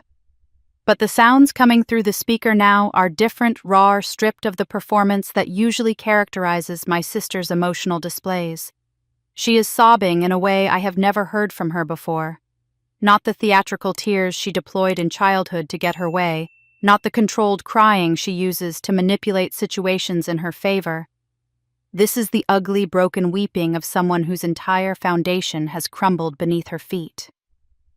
"Molly," she manages between gasps. "Please don't hang up. I know you have every reason to, but please, I need to tell you something." I settle deeper into my chair, the album from Eleanor still open in my lap, and wait without responding. Whatever Rachel needs to say, she will have to find the words herself. I am done making things easier for people who never made anything easy for me. It takes her several minutes to compose herself enough to speak coherently. When she does, her voice carries a tremor I have never heard from my confident, accomplished sister. "I've been in therapy," she says. "Since the judgment, since everything fell apart. I thought I was going to learn how to cope with what you did to us, how to process the anger and move forward. But that's not what happened." She pauses, and I hear her take a shuddering breath. "My therapist helped me see things I've been avoiding my entire life. Things about Mom and Dad, about how I grew up, about why I treated you the way I did." I remain silent, uncertain where this is going, but unwilling to interrupt. Rachel has never spoken to me with this kind of vulnerability, has never acknowledged that her treatment of me might require examination. Whatever is happening on the other end of this call feels significant enough to warrant my patience. "I thought I was special." She continues, her voice cracking on the word. "My whole life I believed they loved me more because I was better, smarter, prettier, more talented, more deserving. That's the story I told myself every time they praised me and ignored you. I must have earned it. I must have been worth more than you." The self-loathing in her voice is palpable. God saying it out loud sounds so ugly. "It was ugly," I say quietly. "Living through it was uglier." "I know. I know that now." She takes another ragged breath. "But here's what I didn't understand until my therapist started asking the right questions. They never actually said they loved me. Not once, not ever. What they said was, 'I'm proud of you.' They never hugged me just because they wanted to be close to me. They hugged me when I won something, when I achieved something, when I gave them something to brag about. I wasn't their daughter Molly. I was their trophy." The words hit me with unexpected force. I have spent so long seeing Rachel as the favored child, the golden girl who received everything I was denied, that I never considered what her experience might have looked like from the inside. "Every achievement I made wasn't really for me," she continues. "It was for them, to show off, to prove to their friends that they raised successful children. The moment I stopped achieving, I stopped existing. Do you know what happened when I lost that promotion? When my career started suffering because of all this, they didn't call to see how I was doing. They didn't offer support or comfort. They were embarrassed. They told people I was going through a difficult phase, like I was some kind of malfunctioning product they needed to apologize for." I think about my own experiences with our parents, the decades of being overlooked and dismissed. I always assumed Rachel's life was the opposite of mine, filled with warmth and acceptance and unconditional love. Now I am hearing a different story, one where the golden child was just as trapped as the invisible one, just in a gilded cage instead of a bare one. "I never felt secure," Rachel admits, her voice dropping to barely above a whisper. "Not ever, not once in my entire life. I always knew somewhere deep down that their love was conditional, that I had to keep earning it, keep proving myself, keep performing at the level they expected. The moment I failed, the moment I disappointed them, I would become you." The words sting, but I understand what she means. To Rachel, I was a warning, a cautionary tale of what happened to children who did not meet our parents' standards. No wonder she clung so desperately to her achievements. No wonder she looked down on me with such contempt. Acknowledging that I might not deserve my treatment would have meant acknowledging that her own position was precarious. "I envied you," she says, and this confession seems to cost her more than all the others. "I know how insane that sounds given everything. But you knew where you stood. You knew they didn't love you, so you could stop trying, stop exhausting yourself, chasing something that was never available. I never got to stop. I never got to rest. I spent 35 years performing, achieving killing myself, trying to earn approval that was never going to be enough. We are both crying now, I realize. Tears are sliding down my cheeks without my permission, blurring the photographs in Eleanor's album. "That doesn't excuse how I treated you," Rachel says quickly. "I know that. I was cruel, I was dismissive. I bought into their narrative completely because it was easier than questioning the system I depended on. I'm not asking you to forgive me. I'm just asking you to understand that I was damaged too, just in a different direction." I think about the childhood we shared without actually sharing it. 2 daughters in the same house, one invisible and one on display, both of us wounded by parents who could not love anyone except as instruments of their own needs. I felt invisible. Rachel felt like she only existed when she was useful. Neither of us was ever simply loved for who we were. "I don't know how to forgive you," I tell her honestly. Too much happened, too many years of being treated like I didn't matter. But I think I can understand. And maybe that's where we have to start. We talk for 2 more hours, the longest conversation we have ever had. We do not solve anything, do not undo the damage of 3 decades, do not pretend that a single phone call can bridge the chasm between us. But something shifts in how we see each other. A recognition that we were both children of the same broken household, shaped by the same loveless parents into different forms of damage. When we finally hang up exhausted and wrung out, I sit in the silence of my apartment and process what has happened. Rachel and I are not healed. We are not reconciled. We are not suddenly sisters in any meaningful sense. But we have begun the slow, painful work of seeing each other clearly, and that is harder than forgiveness could ever be. The weeks after my conversation with Rachel pass quietly each day, a small step further from the chaos that consumed the past 2 years. I continue attending my support group, continue tending the plants on my balcony, continue the slow work of building a life that is not defined by what my family did to me. The legal battle is over. The financial restitution has been paid. The house has been sold. There is nothing left to fight for, and in that emptiness, I am learning to find peace. Then, on an ordinary Tuesday evening, my phone lights up with a name I have not seen in months. My father. I stare at the screen, watching it pulse with each ring, feeling the weight of 37 years of history pressing against my chest. There is no legal reason for him to call. The judgment has been satisfied, the accounts closed, the lawyers dismissed. This is not a business matter or a procedural necessity. This is simply a man who has lost everything reaching out to the daughter he spent a lifetime ignoring. I do not answer immediately. Instead, I let the phone ring while memories wash over me, each one a small wound I have carried without fully acknowledging.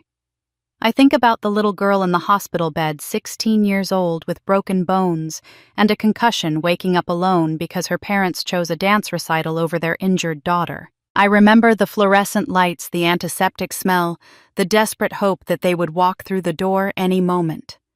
They came the next morning, stayed 20 minutes, and left to take my sister to a celebratory lunch. I think about the teenager who worked double shifts to pay for community college, while her sister's education was funded by money that should have been hers. I remember the exhaustion, the sense of unfairness. I could not articulate the way I accepted my parents' claim that the family simply could not afford to help me. I think about the young mother on the roadside, her son bleeding in the back seat, calling her father in desperation, because surely in a moment of true crisis, family would show up. I remember his voice, annoyed at being disturbed the 90 seconds before he hung up the 45 minutes he spent with his lawyer while Lucas took his final breaths. I think about the woman standing alone at a small white coffin surrounded by empty pews, burying her child, while her family celebrated a housewarming party. I remember the silence, the absence, the devastating clarity of understanding exactly where I stood in their priorities. Every version of myself was reaching out to this man, begging for attention, hoping for love, waiting for the moment when he would finally decide I was worth his time. Every version was disappointed. Every version learned the same lesson: I was not and would never be a priority to the people who were supposed to love me most. The phone stops ringing. A notification appears indicating a new voicemail. I look at that notification for a long moment, feeling something shift inside me. For 37 years, I would have rushed to listen. I would have analyzed every word, searching for hidden affection, interpreting ambiguous phrases as evidence that maybe finally he was ready to be my father. I would have called back immediately, eager to seize any opportunity for connection, grateful for any scrap of attention he chose to offer. That woman is gone. I delete the voicemail without listening. My thumb moves across the screen with steady certainty, erasing his words before they can reach me. This is not revenge. Revenge would require anger, and I have spent my anger on more worthy causes. This is not spite, which would suggest I am still invested in hurting him. This is simply a boundary long overdue, the recognition that some relationships cannot be repaired because they were never truly built. My father had 37 years to choose me. He had countless opportunities to show up, to reach out, to demonstrate through action that I mattered to him. He declined every single one. Whatever he wants to say now, after losing his house and his reputation and his comfortable life, is not something I need to hear. His regrets, if he has any, are his to carry. His loneliness, if he feels it, is a consequence of choices he made freely and repeatedly. I will not spend another moment of my life waiting for him to become someone he has proven he is incapable of being. The silence after deleting the voicemail feels different than any silence I have experienced before. It is not empty or painful. It is peaceful, the quiet that comes from finally closing a door that should never have been left open.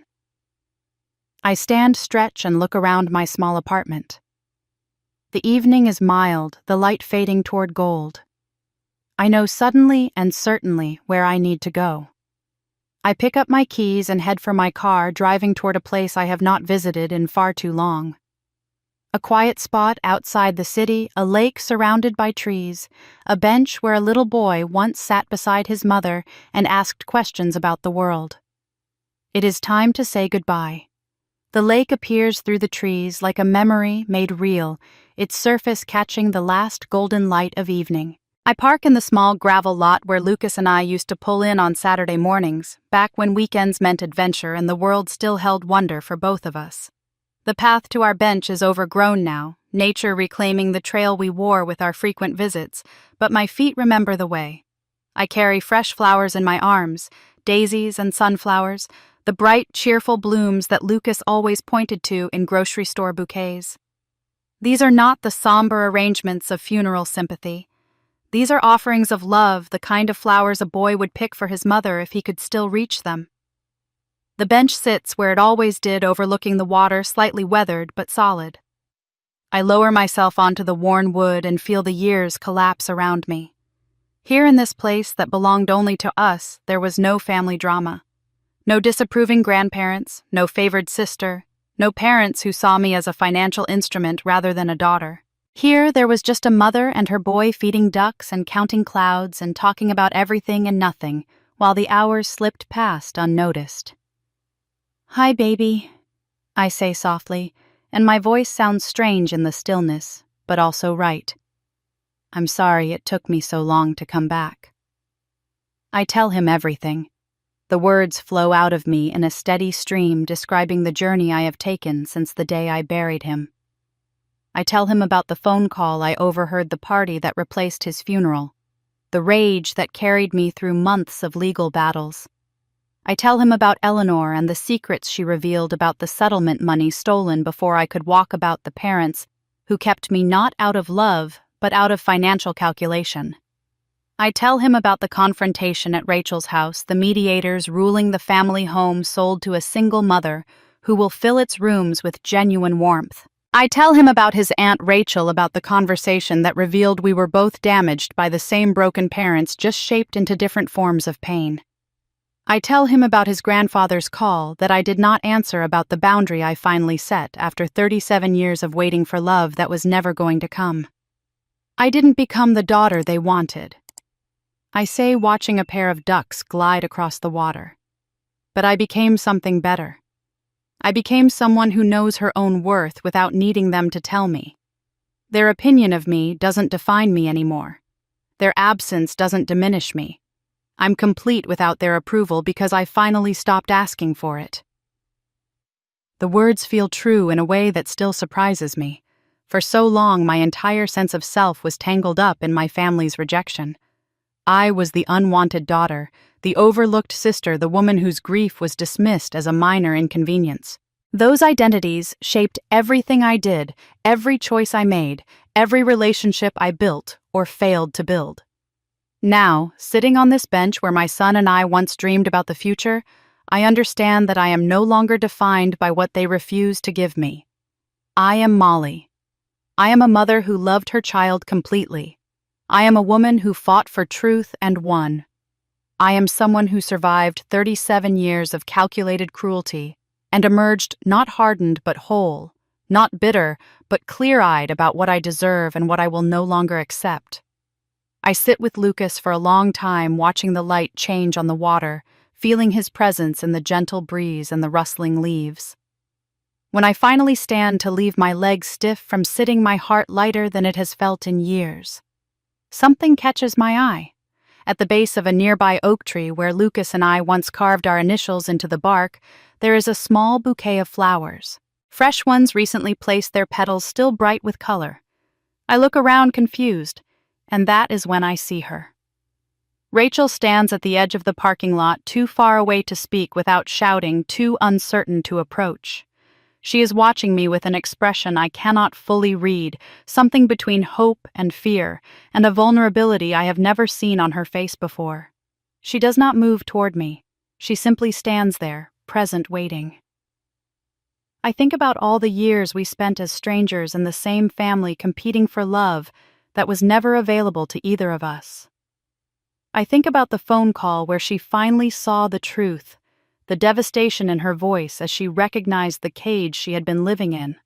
I think about the fact that she came here to this place only Lucas and I knew about, and left flowers at the spot where his initials are carved into a tree. She is trying, imperfectly, uncertainly, without any guarantee of success. But she is trying. I raise my hand in a small wave, an acknowledgement of something neither of us can fully articulate yet. It is not forgiveness. It is not reconciliation. It is simply the recognition that we are both survivors of the same wreckage, and perhaps that shared experience might become the foundation for something real. Rachel nods back, a small gesture that carries more weight than elaborate words could convey. Then she turns and walks to her car, giving me space, not pushing for more than I am ready to give. I watch her drive away, then turn my face toward the setting sun, feeling its warmth on my skin for what seems like the first time in years. I did not destroy my family. I simply survived them. And for the first time in my life, that was more than enough. Molly's story proves that some families are bound by blood, but true belonging is built on love and respect. She spent 37 years waiting for people who were never going to choose her. The moment she stopped asking for their approval was the moment she finally became free. If this story touched your heart, please subscribe to our channel and hit the notification bell so you never miss another powerful story like this one.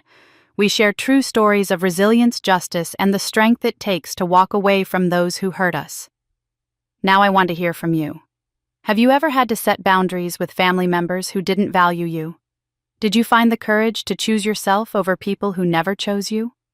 Share your thoughts and experiences in the comments below. Your story might inspire someone else who is struggling to find their own strength. Thank you for listening until the end. Until next time, remember you are worthy of love exactly as you are.